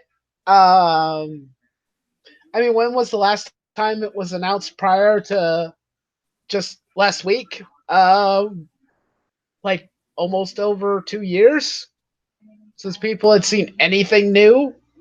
Yeah, that's not a good sign. Because Square Enix sucks when it comes to announcing shit. It's like they Well, announce stuff and then they don't at, finish it. at the very least, at least they're not the ones that came up with the idea for Diablo as a phone app. Yeah. It's really bad. Square Enix is goddamn abysmal with this type of shit. It's one of the things that pisses me off the most. It's like, oh, you want Kingdom Hearts 3? Here, Yeah, it should have been on the PS3. But here, wait another console generation and wait almost 10 years. yeah. You could you could even say that Square Enix are a bunch of squares, but Dad joke. But no, oh god, it's so bad. Oh, I hate it. I hate it so much. And also, I'm going to say this to people in the stream. I'm probably in that video too for Final Fantasy VII Remake. Lower your expectations, because I can guarantee you it's not going to meet your expectations. doesn't Bo Burnham have a Still better song called content "Lower than Your Anthem. Expectations"? Bill, what? He's a guy who does like parody songs and things, and he has one that's like supposed to be a parody of romance songs called "Lower Your Expectations If You Want to Fall in Love" or something like that. Yeah, I don't know if it'd really be applicable for your video, but if it is, you should like let me have a take a. bit in your video where that starts playing. Yeah, um, I know that I was kind of thinking of borrowing clips for uh what Chris Reagan recently released his most recent musical a few weeks ago, and I freaking What loved what it. what, what song did he do? He parodied um Real Slim Shady, um and he What's called it out. what's It's the called, spin this time? he called it Algorithm, and it's talking about YouTube and basically the fact that he's been why he hasn't uploaded videos, why he doesn't talk about some stuff anymore. It seems like he's really like fallen off his game bad. uh, I don't know if I would say fallen off of your game. When I saw his current music video, um, it was basically sharing some of the same sentiments that I have. Of okay, everybody's taking shit way too goddamn seriously. They're they're getting outraged over the most minor of bullshit, and it's like, could everybody loosen up? Because that's actually kind of his chorus line is loosen up. Um, Yeah, because it's see, like, that's part of my problem with him though. Like he's gotten into this mindset where like things that he used to take somewhat seriously, he doesn't anymore. And I don't want to be a tinfoil hat conspiracy theorist or anything, but I think his relationship with Lacey might have drifted him more towards the center of the feminist anti-feminist divide there, because like he did a really disingenuous reply to Louis Levi um recently, and it really just it made me go, wait, this is the guy who used to pwn the shit out of Law and Order when they did their Gamergate episode, and yet yeah, he's mocking people for taking shit too seriously. This is the guy who was like who was like cracking shitlord jokes during uh uh the incident where the black people that were affiliated with Black Lives Matter tortured that one kid. Yeah. So like at one point he was intellectually honest. He's just getting increasingly like edge lordy about everything. Like nothing matters, so why take anything seriously? Womp. And it's just like, no, Chris, no, things do matter, and there are reasons to take things seriously. Well, I Get the don't. fuck over it. I don't know if that's how I view it, considering that I try to be as neutral as possible. Granted, I dislike people who do stupid shit, right or left. It doesn't Like really I matter. said, maybe I'm wrong, and maybe I'm reading a little bit too much into it. But looking It at could his be. like I don't know. looking at his like output lately, and also like the way his perspectives have kind of shifted.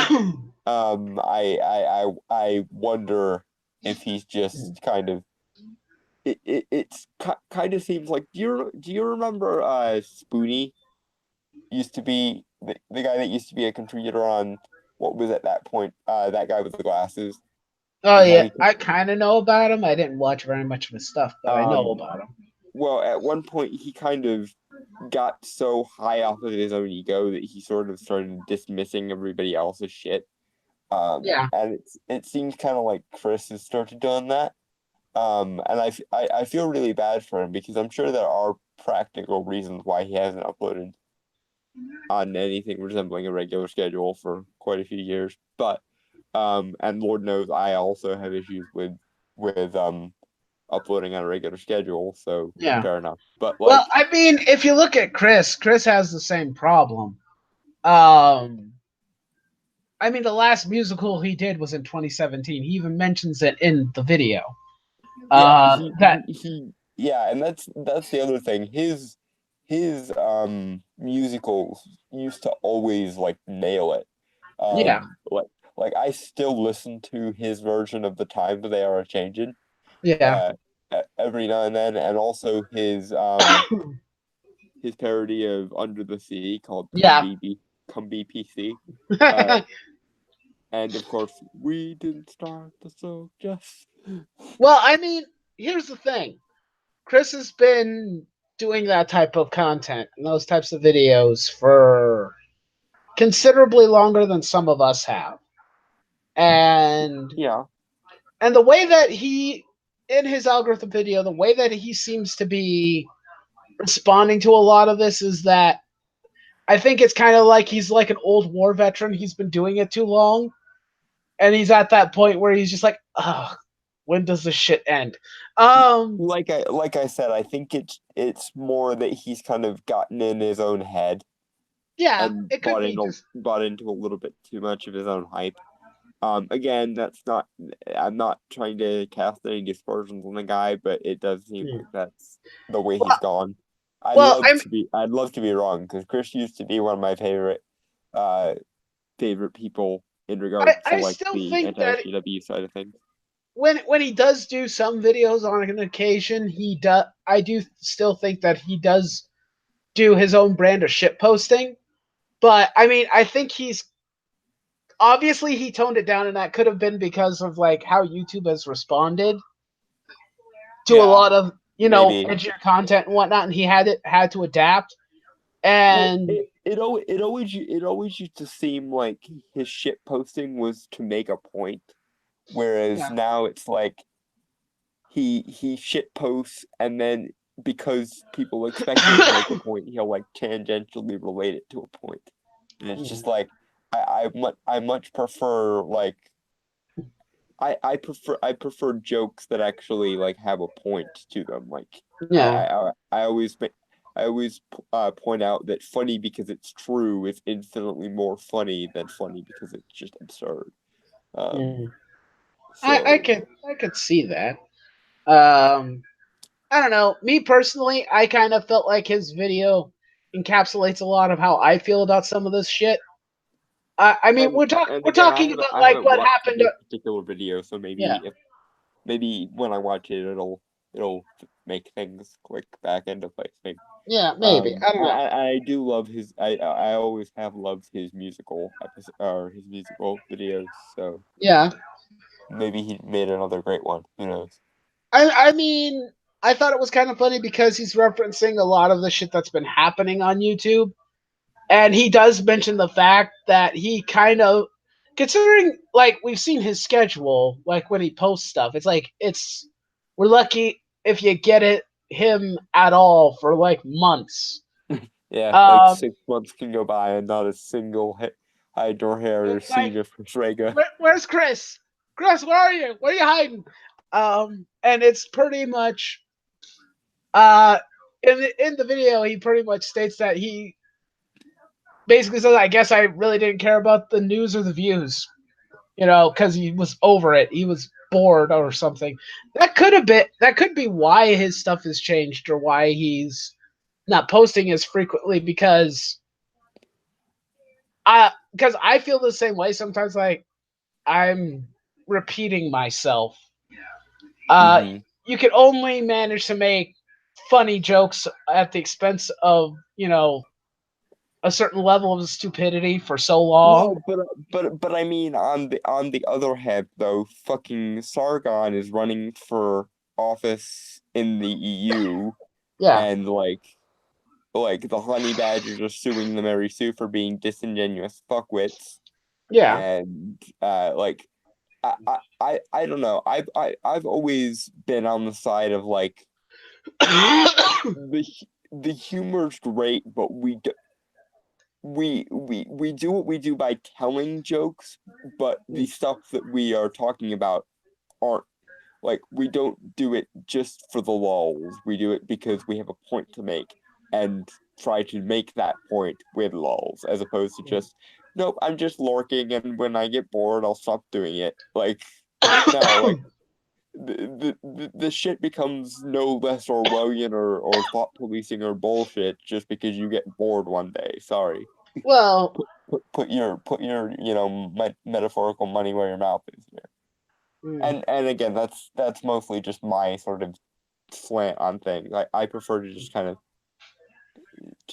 of stick to the issue, and then if I can entertain and make points while doing so, then all the more power to me. But yeah. I Um, it I, I, it always kind of strikes me as disingenuous when people just are like, I was never serious, and I can just move from this topic to this topic for no reason, and it's like, but mm. like all the stuff that you said was wrong is still wrong. You're not doing anything to contribute here. What the fuck? Well, I mean, when you watch some of his more recent videos, like when he's talking about news articles and whatnot, and he has those like moments where he does where he calls it a character break, where he's like tones himself down and he's like, oh dear God, why is this shit even happening? That's Mm. kind of what I feel, and Rabbit's pointing it out pretty well in the comments. Burnout. And that may be what's happened to him. He's just gotten so burnt out from all of it that he just doesn't give a shit about it anymore. Um, And if that is the case, I feel bad for the guy, but I yeah. still think it's a darn shame Well, because yeah, I it is I still a shame, but I have a lot more respect for someone who can look the behemoth that is the current state of affairs in the face and go, nope, this is just going to strengthen my resolve as opposed to just, nope, I'm broken now. Because this is the thing that's what those who we oppose thrive on is when we eventually just give up and go away. And as a result, we kind of have a personal duty not to give up and go away. hmm, I can see that. Um, but Rabbit also makes the point of never realizing that this nonsense will never really end. Um, yeah, because Chris also mentions that because he said like what near the end of the video he's talking about it being a constant cycle of the same bullshit over and over and over, and not just social justice, not just far left, far right, doesn't matter. He's just like it's a loop of infinite stupidity. And And that it's like, isn't it fun, guys? It's fun that it's not ending. Um, which I thought was kind of funny. And yeah, part of his burnout might have been because it's like he talked like, people calling him right wing, which I don't think Chris Oh, has for ever fuck's been. sake! I fucking hate that. It's like I supported Bernie Sanders in the last election, and this election, my top four are like Bernie, Tulsi, Andrew Yang, and like Elizabeth Warren. So the fuck am I right wing? Yeah. Yeah, it's like people calling him right wing because he likes comedy. Um, and and then he says if he veers to the left even slightly, people come after him. I'm like, you know what? I could see where that could be very tiring, considering his, his level of popularity and whatnot. Yeah, And he and and he I kind of can makes a jab I like person saying, "Come fight me on my 9-hour live stream." And he's like, "Oh dear God, please end my suffering." yeah, I wouldn't. I certainly wouldn't do that because I understand that there is, the libertarian left. And I like Kyle Kalinske, who does Secular Talk, is one of my favorite like newscasters, and he's fairly far to the left, and I'm fairly far to the left policy wise. The thing I hate is the fucking sociocultural and artistic policing bullshit. Yeah, The whole postmodern ideology of merit doesn't exist and everything is a social construct. So if we just control the social construct, then we can reshape society into a utopia. Yay! Thing. yay! Just like no, no, you can't. Yeah, Stop. I don't mind anybody on the libertarian side of the spectrum as long as they're not fucking anarchists. But yeah, in my opinion, the vertical axis of the political compass is more important than the uh, horizontal one. Hmm. Actually, we should probably get back to talking about Final Fantasy VII. But also, hi, Sergeant Bat. Sorry I didn't acknowledge you sooner. How you doing? Good to see you. I need coffee for this shit, says Jay. I can't blame you for that. And knowing um, you, it's probably Irish coffee. Probably. It could very well be. Um, I know for some reason some people were complaining about Barrett's voice acting, or some people were complaining about all the voice acting for the trailer. And aside from it not being a final product, I was like, I didn't find a problem with it. It sounded fine. Yeah, it didn't bother me so much that I don't think they're gonna be able to fix the issues that I did have with it in like the second run through. Yeah, I mean, actually, to be here was the one thing that was kind of interesting. I don't know if they have the same voice actors as they did for Advent Children. I'm not positive on that because I haven't looked into it. But one of the things that I did notice with Cloud when he's talking with Aerith, Eris, I don't know what pick. I'm gonna call her Aerith because that's how she was spelled. Um, Fight me, I don't care.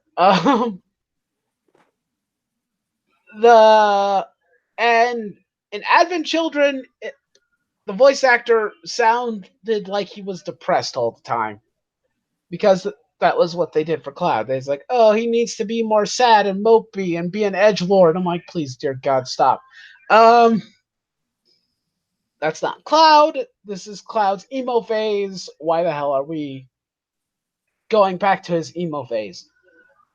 Uh, but in this, he's sounded a lot more chipper and not nearly as dark and depressing. So it's like, well, that's an improvement because I don't want mopey, sad edgelord boy Cloud. That shit got old in Advent Children. Don't need more, need less. Hmm. I know he's supposed to be a serious, badass soldier, but him being a mopey, depressive little boy, uh, because he misses Aerith is stupid. Because he should have gotten over that shit.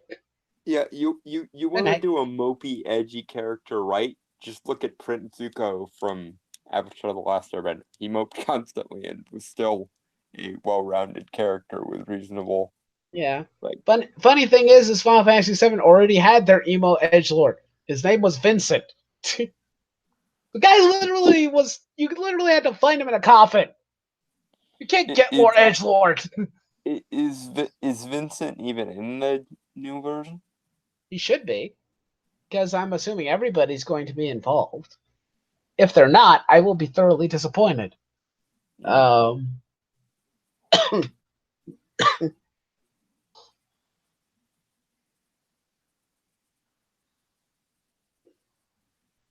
What was it? Oh, sorry. The main reason I don't think that Final Fantasy VII Remake is going to be here in less than 10 years is that the first announcement was way back in 2006.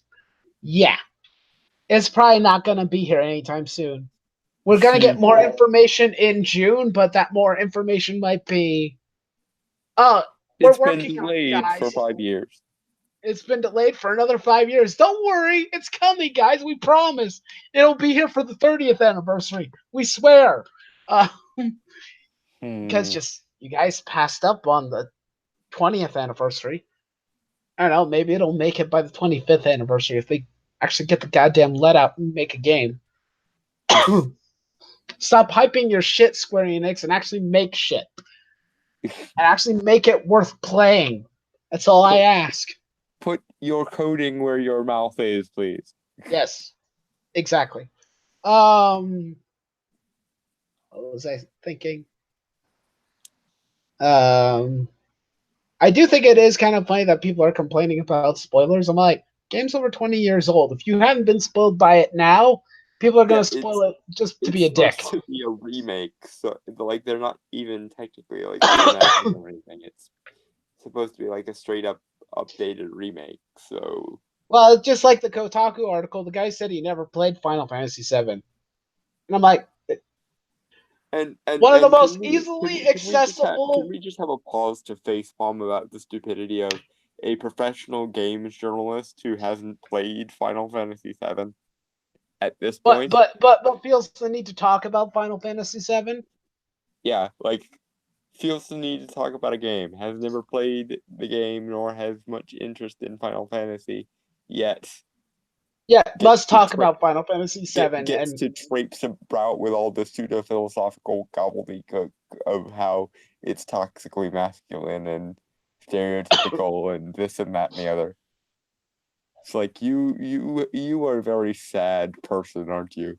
you want to know what was also kind of funny? I saw Weapon like uh who he found like tweets from some other account or someone found tweets and he retweeted it and he's all like it begins and it's people saying like Cloud is gay, he's Antifa, and a Oh bunch of other God. shit. And I'm like, Please, for the love of fuck, never let a mainstream game protagonist be Antifa.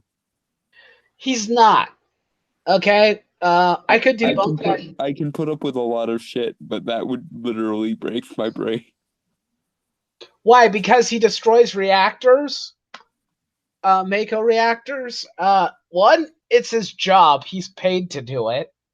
He doesn't do it out of the goodness of his heart.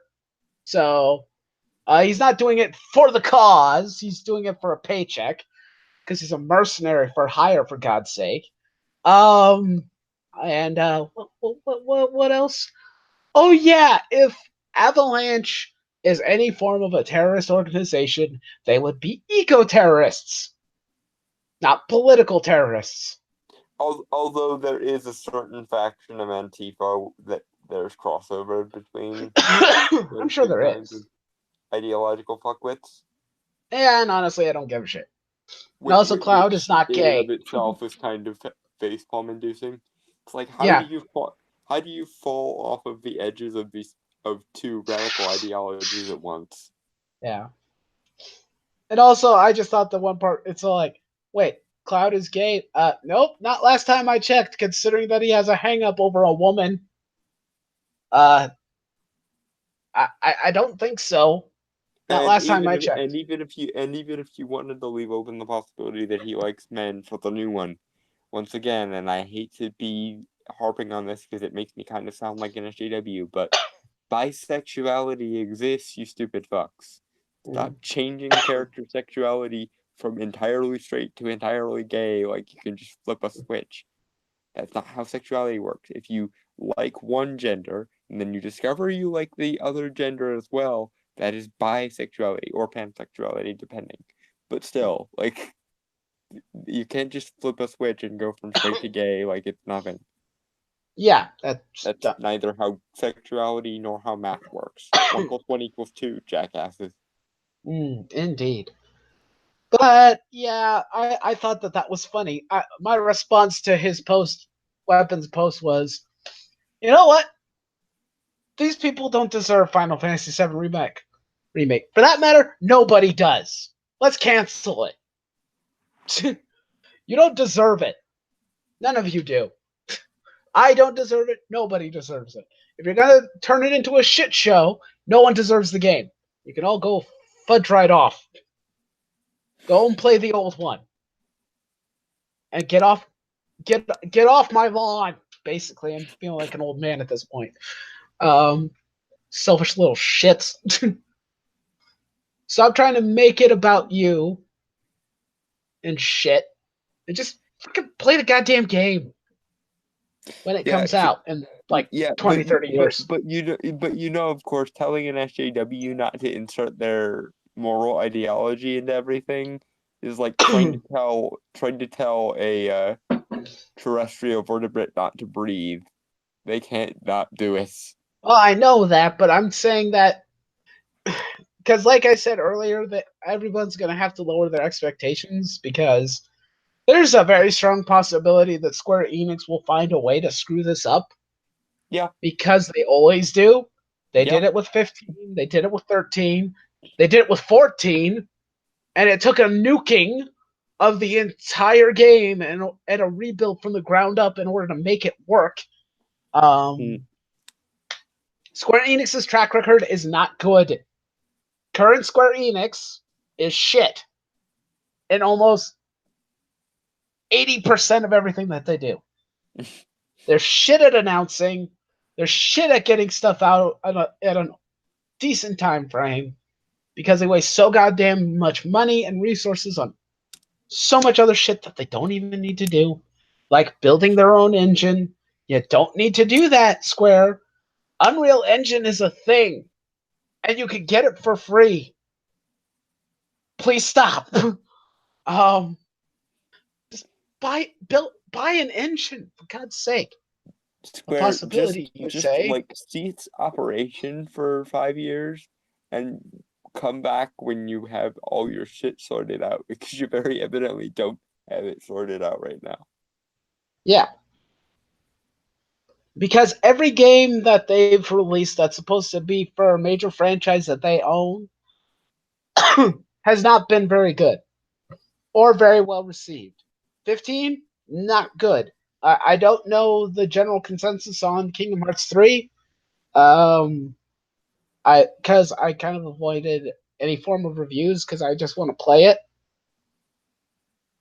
and draw my own final conclusions on that. That might be one of the only good games that they've released recently.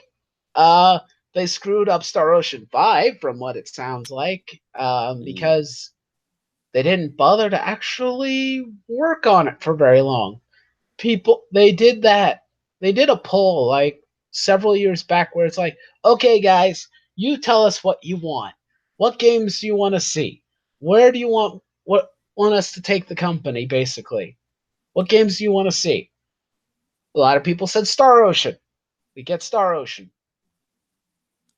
and the Star Ocean that we get is not good. I'm like, come on, you could have spent some time with how much money and resources you guys spend on Kingdom Hearts and Final Fantasy. You couldn't give Star Ocean at least a little bit more of your time, please. Apparently not.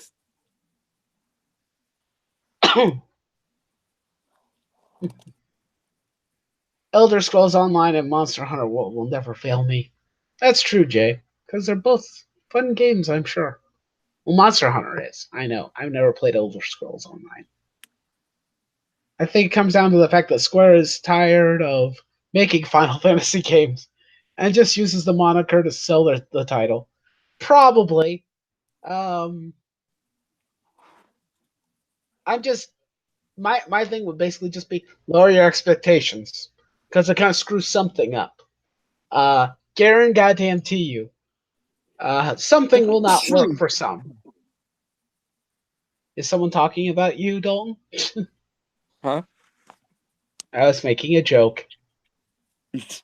No, I just sneezed. But Well, it's that one joke that you see sometimes because I don't know. I see it a lot in Japanese culture where it's like when people talk about other characters in an anime and that character is like off screen somewhere else and they sneeze and they're like, is someone oh, talking okay, about yeah. me? It's probably the Japanese equivalent of like a Westerner saying "my ears are burning" when Yeah, someone is talking about them.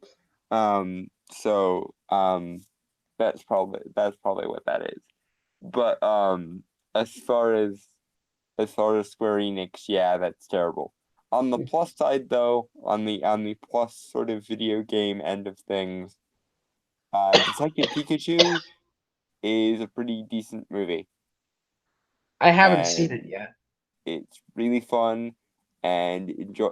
It honestly kind of reminds me of like the first Iron Man a little bit, Hmm, which, given that they're interesting. probably going to try to turn this into the Pokemon cinematic universe, is a very, very good sign. Yeah. Oh, and Jay said, "Bless you." Thank you. Oh, there was one other thing for Final Fantasy that I wanted to talk about, and hold on a second. I need to screen share because this article showed up. Because of course we have to talk about an elephant in the room, and that elephant would be Tifa. Um, Hmm. this is one Angry Gamer's website. I don't. It seems a lot different compared to what I normally get.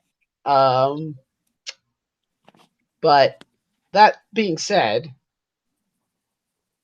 they did this article talking about Tifa's breast size because, of course, we have to talk about it. Mm-hmm. Because Um, my male gaze. yeah, well,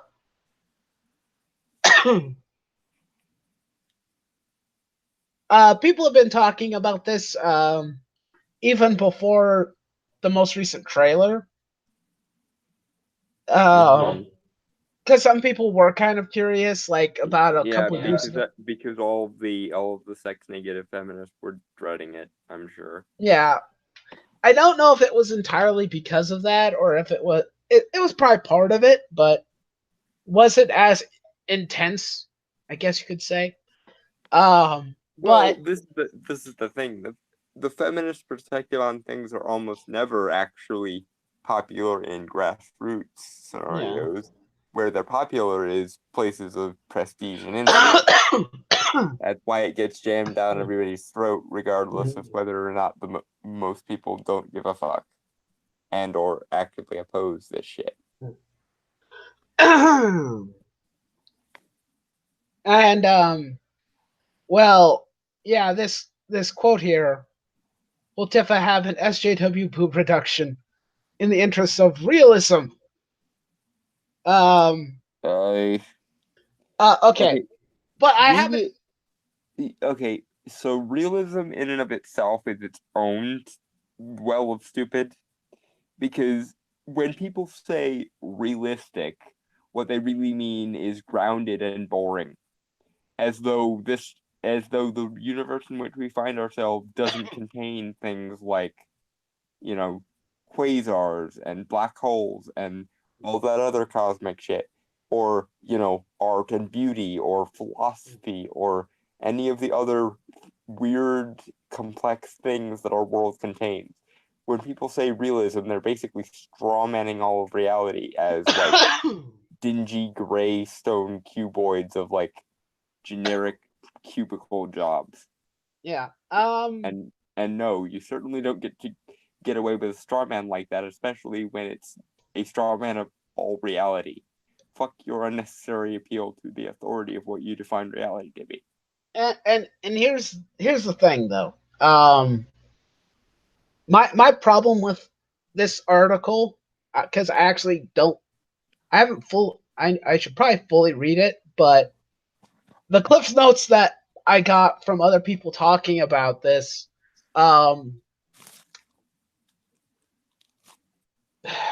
I don't know. I don't like this. I don't like it for a few reasons. Because here's the thing. Tifa's design is going to be different. I don't know how different yet. Um, because here's the thing. I'm going to share images. Here's Tifa's CGI character model for the game. Okay. At least that's one of them. Um, Yeah, and that's what's giving everybody's like head to spin, basically. yeah, but here's the thing. Here she is in Advent Children, a more modern interpretation of the character. Mm-hmm. Do you notice anything? Um, she's much more reasonably proportioned in the old one. Exactly. People are expecting Tifa to have hunkers like these, which I get it. There are women out there who have chest sizes of that magnitude. Yeah. Um, but this is probably what I'm expecting to see, more or less. This is what I'm expecting. Something a bit more closer to Advent Children. Um, more reasonable proportions. Still hot as hell.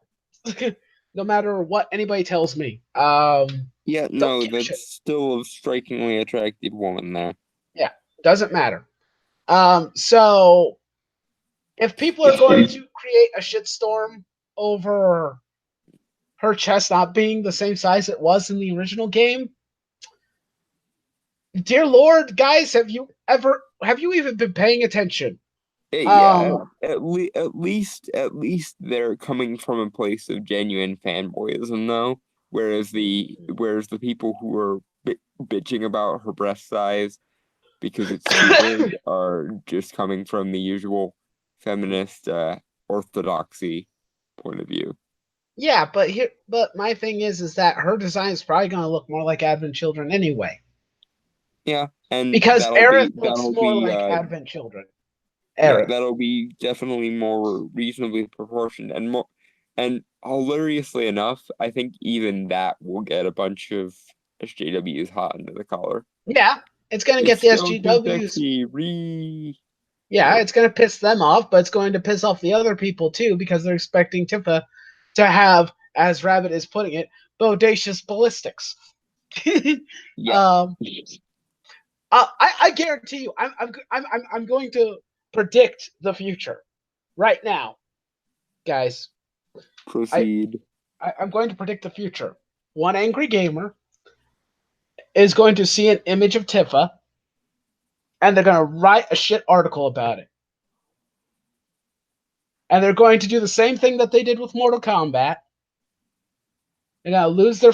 They're going to create a shitstorm over, well, in Tifa's case, probably minor character alteration to make her more in line with everybody else who's already in the game. Here's the thing. Maybe we should do this. Maybe we should look up Barrett from Final Fantasy VII. Maybe we should do that. Huh? Yes, and I'm not just saying that because it would result in eye candy for me. Though I'm not gonna lie, the fact that it will result in eye candy for me is a good thing. Yeah. But let's look at Barrett from Final Fantasy VII real quick. And what I will also do now is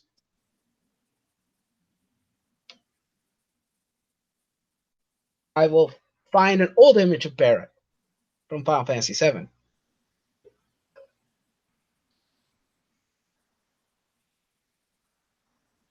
There. Yeah, Does it anybody it's see some disparity differences here? it's really just a result of like the graphics being updated and the designs Yeah. being made a little bit more literal. Yeah.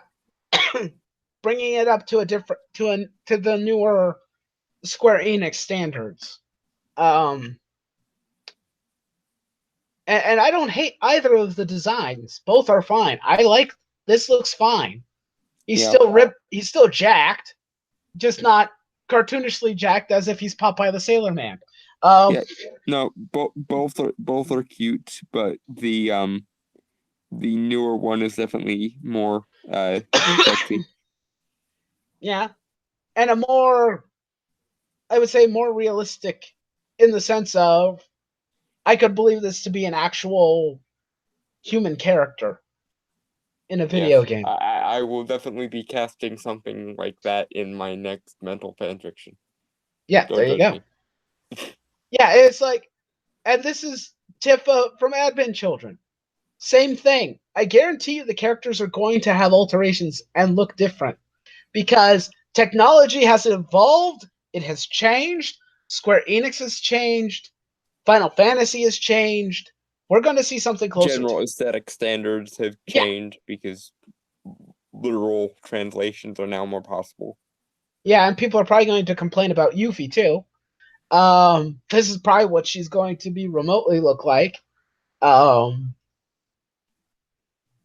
the only thing about the current Final Fantasy game that concerns me currently is what might potentially be cut out that's based on story. That's the only thing that concerns me. Character design does not concern me right now because, as far as I can tell from what I've already seen, they look fine. I don't see a reason to bitch about it. They look freaking fantastic currently. Unless, I don't know, Vincent shows up and he looks like shit. I don't know. Um, but currently they look fine. I'd be more concerned about parts of the game being cut out that were part of the story. That might ruffle people's feathers here in the West. Like Cloud dressing up as a girl. We may not see that in this version of the remake. I don't Yeah, know. certainly they're probably not because of all the trans implications that has and how offended Oh everyone's yeah, gonna be. yeah, exactly. That probably won't be in the game. Uh, who knows if that one scene from Yeah, disc one, yes, Rabbit, that's the one we're talking about. um, the uh, there's that one part where Aerith is in that cage with Red 13, and it's because the Doctor Hojo was trying to get them to breed, and that would basically be a form of bestiality. That might not be in the game because it might be controversial or questionable. Although no one seemed to have a problem with it back in the 90s, but current year and all, Yeah, let's lose our shit. there's a lot of things that we didn't have a problem with back in the 90s that now get everyone hot and bothered because reasons. Hey, look, Kefka Palooza. Hi, what up? Uh, yes, and yes, we are talking about the cross-dressing cloud scene, which is hilarious. Um, it is funny.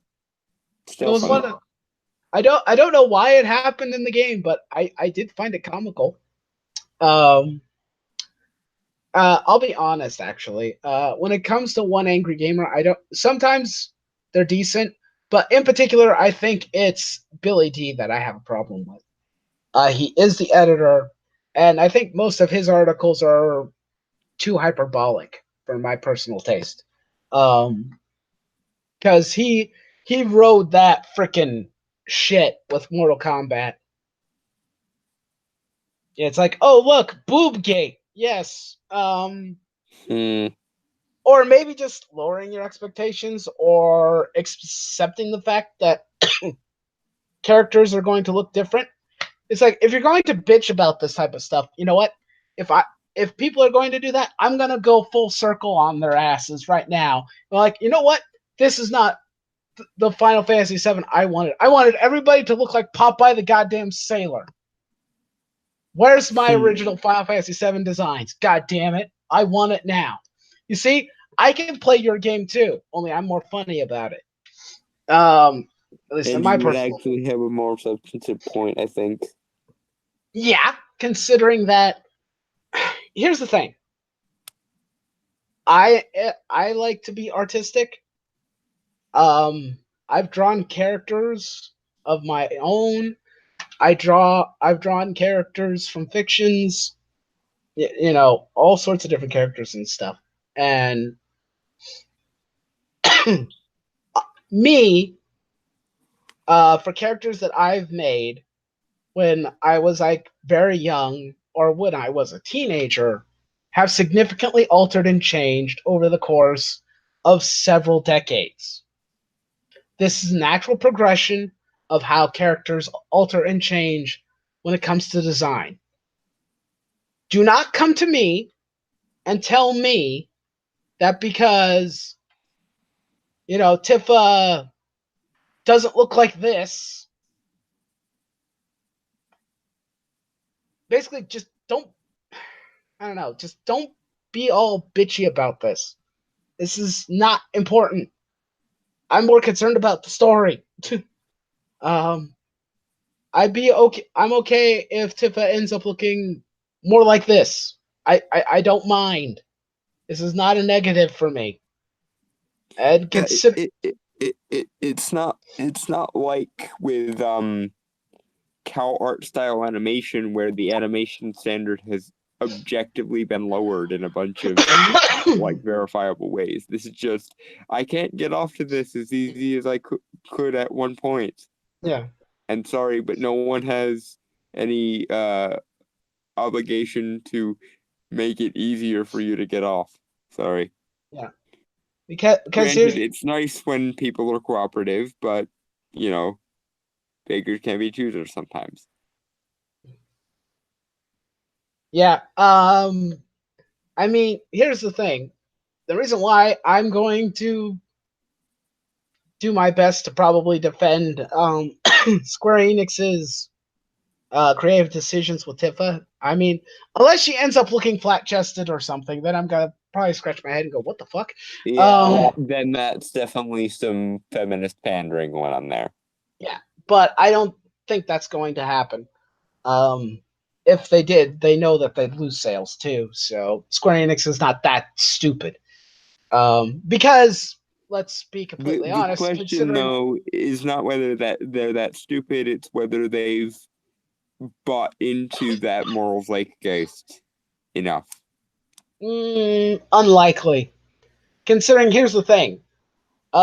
There's the character from Final Fantasy 13, Lightning, Mm-hmm. who the creator of the game had a crush on.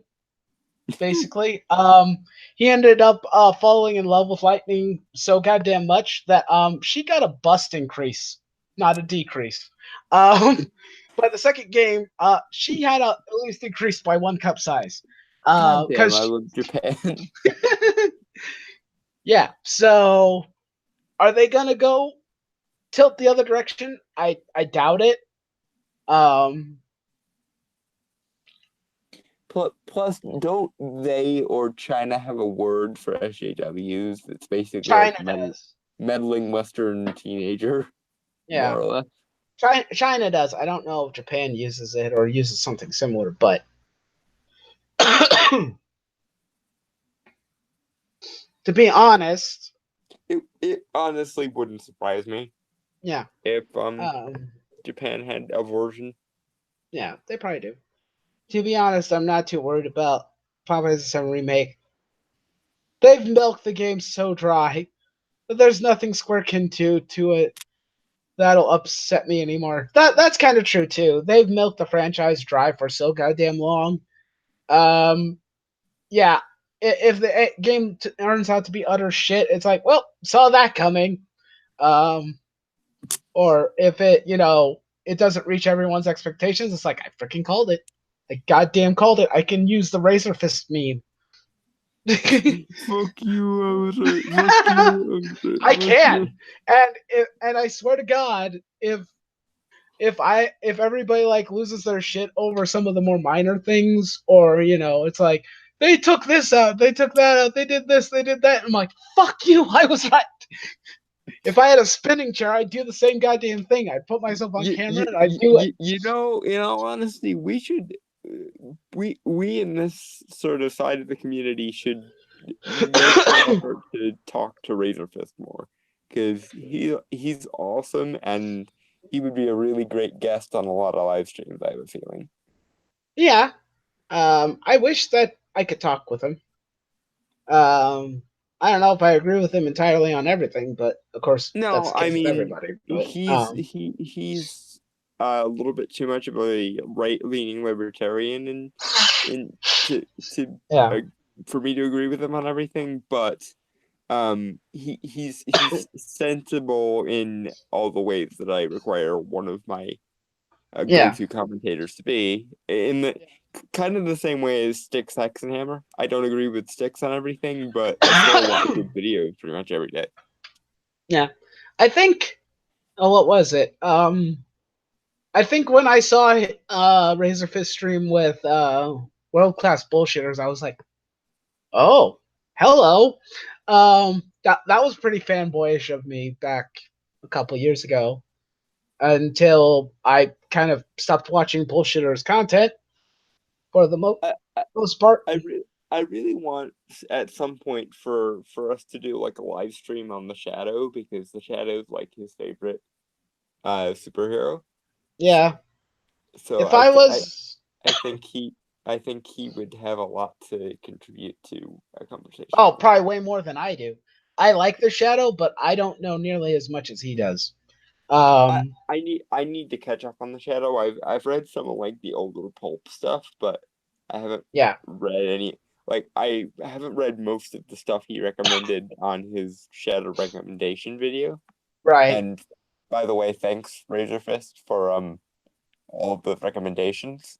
I still need to get my hands on Elric's Sail Run the Seas of Fate, but I am definitely still going to because that looks fucking awesome and Yeah. comic booky to the nth. Um, what was I thinking? Um, I was I kind of forgot. Like when I was a kid, they used to rerun old radio shows on my radio stations, so I got to So watch. naturally, the Shadow was involved. Yeah, characters like the Shadow, Lone Ranger. Um, I think the Green Hornet, maybe. I can't really remember. So that's how I knew You about the gotta love character. pulp heroes, honestly, Yeah, you really do. I fell in love with the Rocketeer. Um, Thoughts on the movie? what, the Disney one? The old Um, one? I it, like it. yeah, I thought it was a good movie. the one that was directed by the same guy that did Captain America: The First Avenger. Yeah, I liked it. I thought it was a good movie. Yeah, It was fun. I have it on DVD. he does really well with period pieces. It seems like because Yeah, between Cap One and the Rocketeer, he's very good at like capturing the golden age pulp like yeah. feel. And I remember what was it? I think it was sometime last year. There was a uh kind of a collectible shop in town. It sold antiques and collectibles, and they had a bunch of comics and whatnot. I did manage to snag an old Rocketeer comic. I had a really cool cover. I'm like, I love this. I want to frame it on my wall. Um, I've also managed to find some Shadow comics here and there too, which was cool. Cool. Um, I know you can still get trades of Shadow stuff on Amazon. oh yeah, I think you could get trades of the Rocketeer books too, but maybe I I over the also at course. some point want to get myself the books of Tales from the Crypt because I actually own all seven seasons of Tales from the Crypt on DVD because I got a box Right. set for Christmas. But I have yet to own any of the Tales from the Crypt comics. I have read them. I have read quite a few of them, but I've never owned any. And this needs to be rectified immediately because Mm, geekery. yeah, I agree. think you have a good session for everyone looking for a good JRPG to play while waiting for Final Fantasy VII. Golden Sun, play it on GBA or the Wii U or emulator. Yeah, that's a good recommendation, Rabbit. Go play Golden Sun. That's an oldie, but a goodie. Um, there's a lot of RPGs I could recommend to people to play while they eagerly anticipate the shit fire that might be Final Fantasy VII remake. Um, And given how long it takes Square Enix to do things, you'll probably have time to play them all. oh, most definitely. You could probably play um all the Persona games plus any additional content that the Persona games have. Probably all of the Trails of games and all the Tales games, and probably still have time to Hmm. play others, lesser known franchises. Hmm. But on that note, should we start like wrapping up, do you think? Because it is almost Yeah. 4 a.m. here. Oh dear God, I sometimes forget. Why didn't you? You could have bounced at any given point, man. No, I'm fine. I like sticking around to the end. I was just you said you only had three topics. So I'm like, I'll just wait for him. I'll just wait until we reach a natural conclusion. But it is Yeah. almost 4 here, and What is my conclusion? Pro Jared did the biggest oopsie I've ever seen in my life. Uh, yeah, not you sure can if I'm hear the going to oof. see. You He can hear the oof oofed. around the world. Oof heard around the world. Um, the um don't know if I'm going to see Spider-Man Far From Home. I'm more interested in watching Godzilla King of the Monsters at this point and Detective Pikachu. Um, and Final Fantasy VII Remake. I sense a shitstorm coming. And it might be great material for me in the future. Stay tuned. I'm pretty sure that I'm going to be making a very fun video bitching about Square Enix again. Considering that was one of my most popular videos, you know what? This could be round two. Considering I pitched about Final Fantasy 15, that netted me a good amount of views. So maybe this this one will get me more. It's the final You hear that, countdown. Kotaku? Is Yeah, we already covered the crap about Barrett. Trainer Red. Yeah, it's stupid. Barrett is a good, wholesome man who just wants to take care of his little girl And he's and give. hot. And he's goddamn sexy. I'm not going to argue or deny that. Um, actually, one thing I kind of was thinking of mentioning but kind of forgot. Also, that there doesn't seem to be the option to choose things for this version. Like, Which, like considering that's like the number one gimmick of Final Fantasy, is kind of stupid. yeah, well, you remember like when you see Aerith giving Cloud a flower Mm-hmm. in the original, it's you could choose to buy it or you could just not. Mm. Basically, which gave you kind of I don't know, kind of pseudo friendship points with her. I think. Um, Or it I might, or it might just be how the trailer was edited. yeah, it could be that too. They may still have choices, but if they take the choices out, that'd be a little bit disappointing because I remember very fondly if you play the original Final Fantasy VII and you talk to certain characters enough, in particularly Aerith, Tifa, and Barrett, by the time you get to the Golden Saucer, funny things happen. One of them will join you on a nice little ride on a Ferris wheel, Hmm. and yes, that includes all three of them. Um, if you woo Aerith enough, it's Aerith. If you woo Tifa enough, it's Tifa. If you talk to Barrett enough, it's gonna be Barrett, which I always thought was kind Fabulous. of funny. I thought that was actually kind of hilarious. Although I don't Well, think it's really a romantic relationship. The Japanese are ridiculously and almost pathologically open about sex. So like, Yeah, I don't really know. Well, from the English version, I don't. I think I remember one of my friends having Barrett talk to them, but I don't think it was really anything in the way of "Hey, let's bang" or any type of that type of stuff. It was just more or less just two dudes hanging out and chatting. From what I remember, memory is foggy. the banging portion is as yet resigned to my mental fan fictions. Yes, All actually, in right. the sense with all three of them, I think it's pretty much the same. It's more or less you having a higher affinity and having a moment to talk to them individually, which you don't normally get. But of course, canon wise, Cloud always ends up with Aerith, so canonically, because she never stops bitching about the fact that she's dead. Um, Advent children, perfectly legitimate, sexy woman right in front of him who cares about him and wants to be there for him. Why is he moping about Aerith, who is dead? Please stop. Only Cloud would be that stupid to not pay attention to the smoking hot piece of ass right in front of him. Oh, Well, I mean, when you've got those friend zone goggles on, they're people. practically married, for God's sake, in Advent Children. She's constantly keeping tabs on him, and she's worried about him all the time, and they have two adopted kids practically hanging around them. It's like he might as well be married at this point.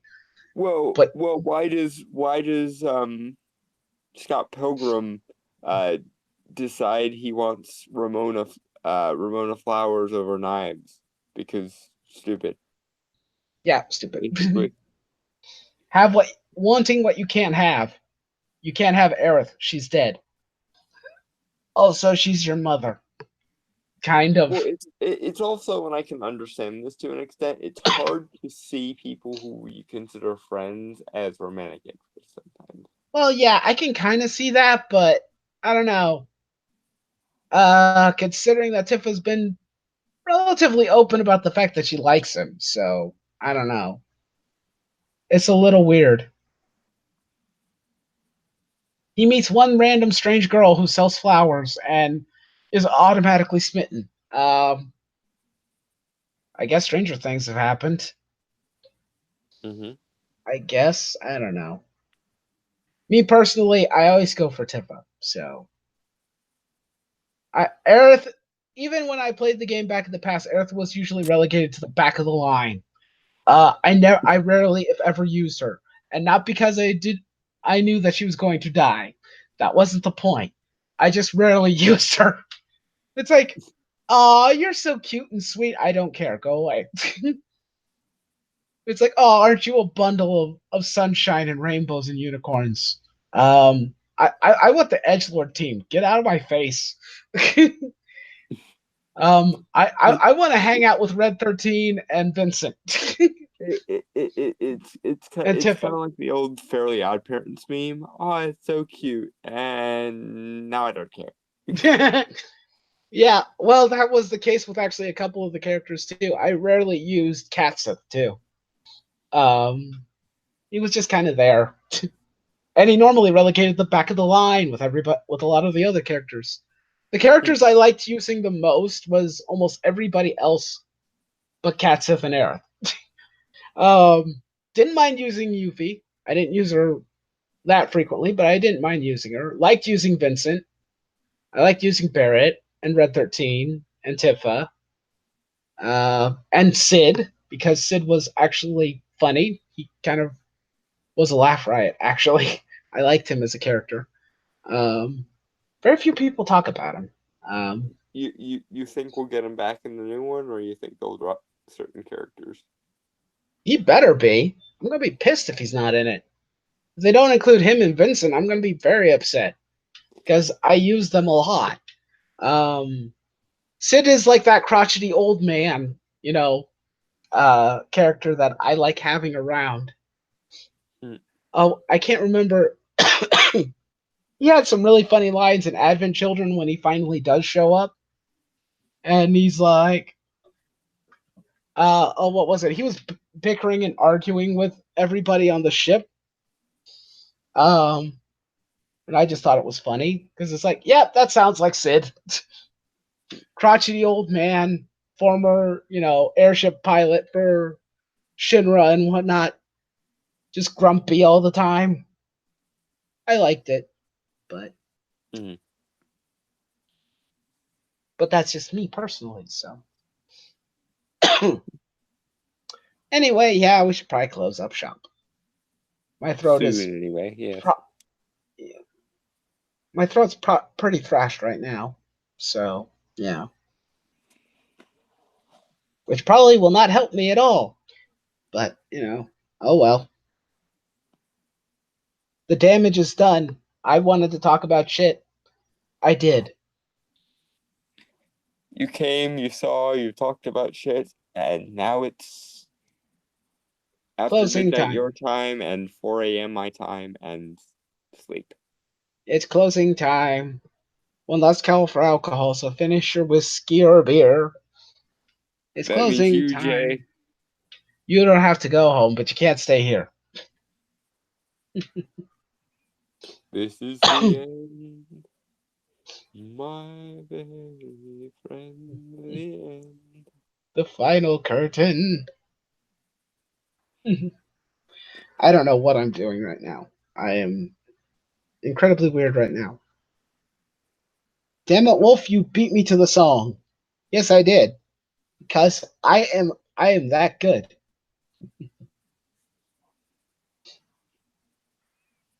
But thank you everybody for joining us. If you're here after the stream concluded, don't forget to smash the like button, please.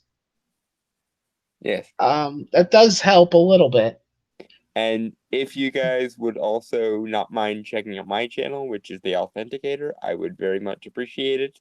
I haven't posted a video in a few days, but that should be changing shortly. I've got a lot in the planning stages, so please head over there and see if there's any content that you like.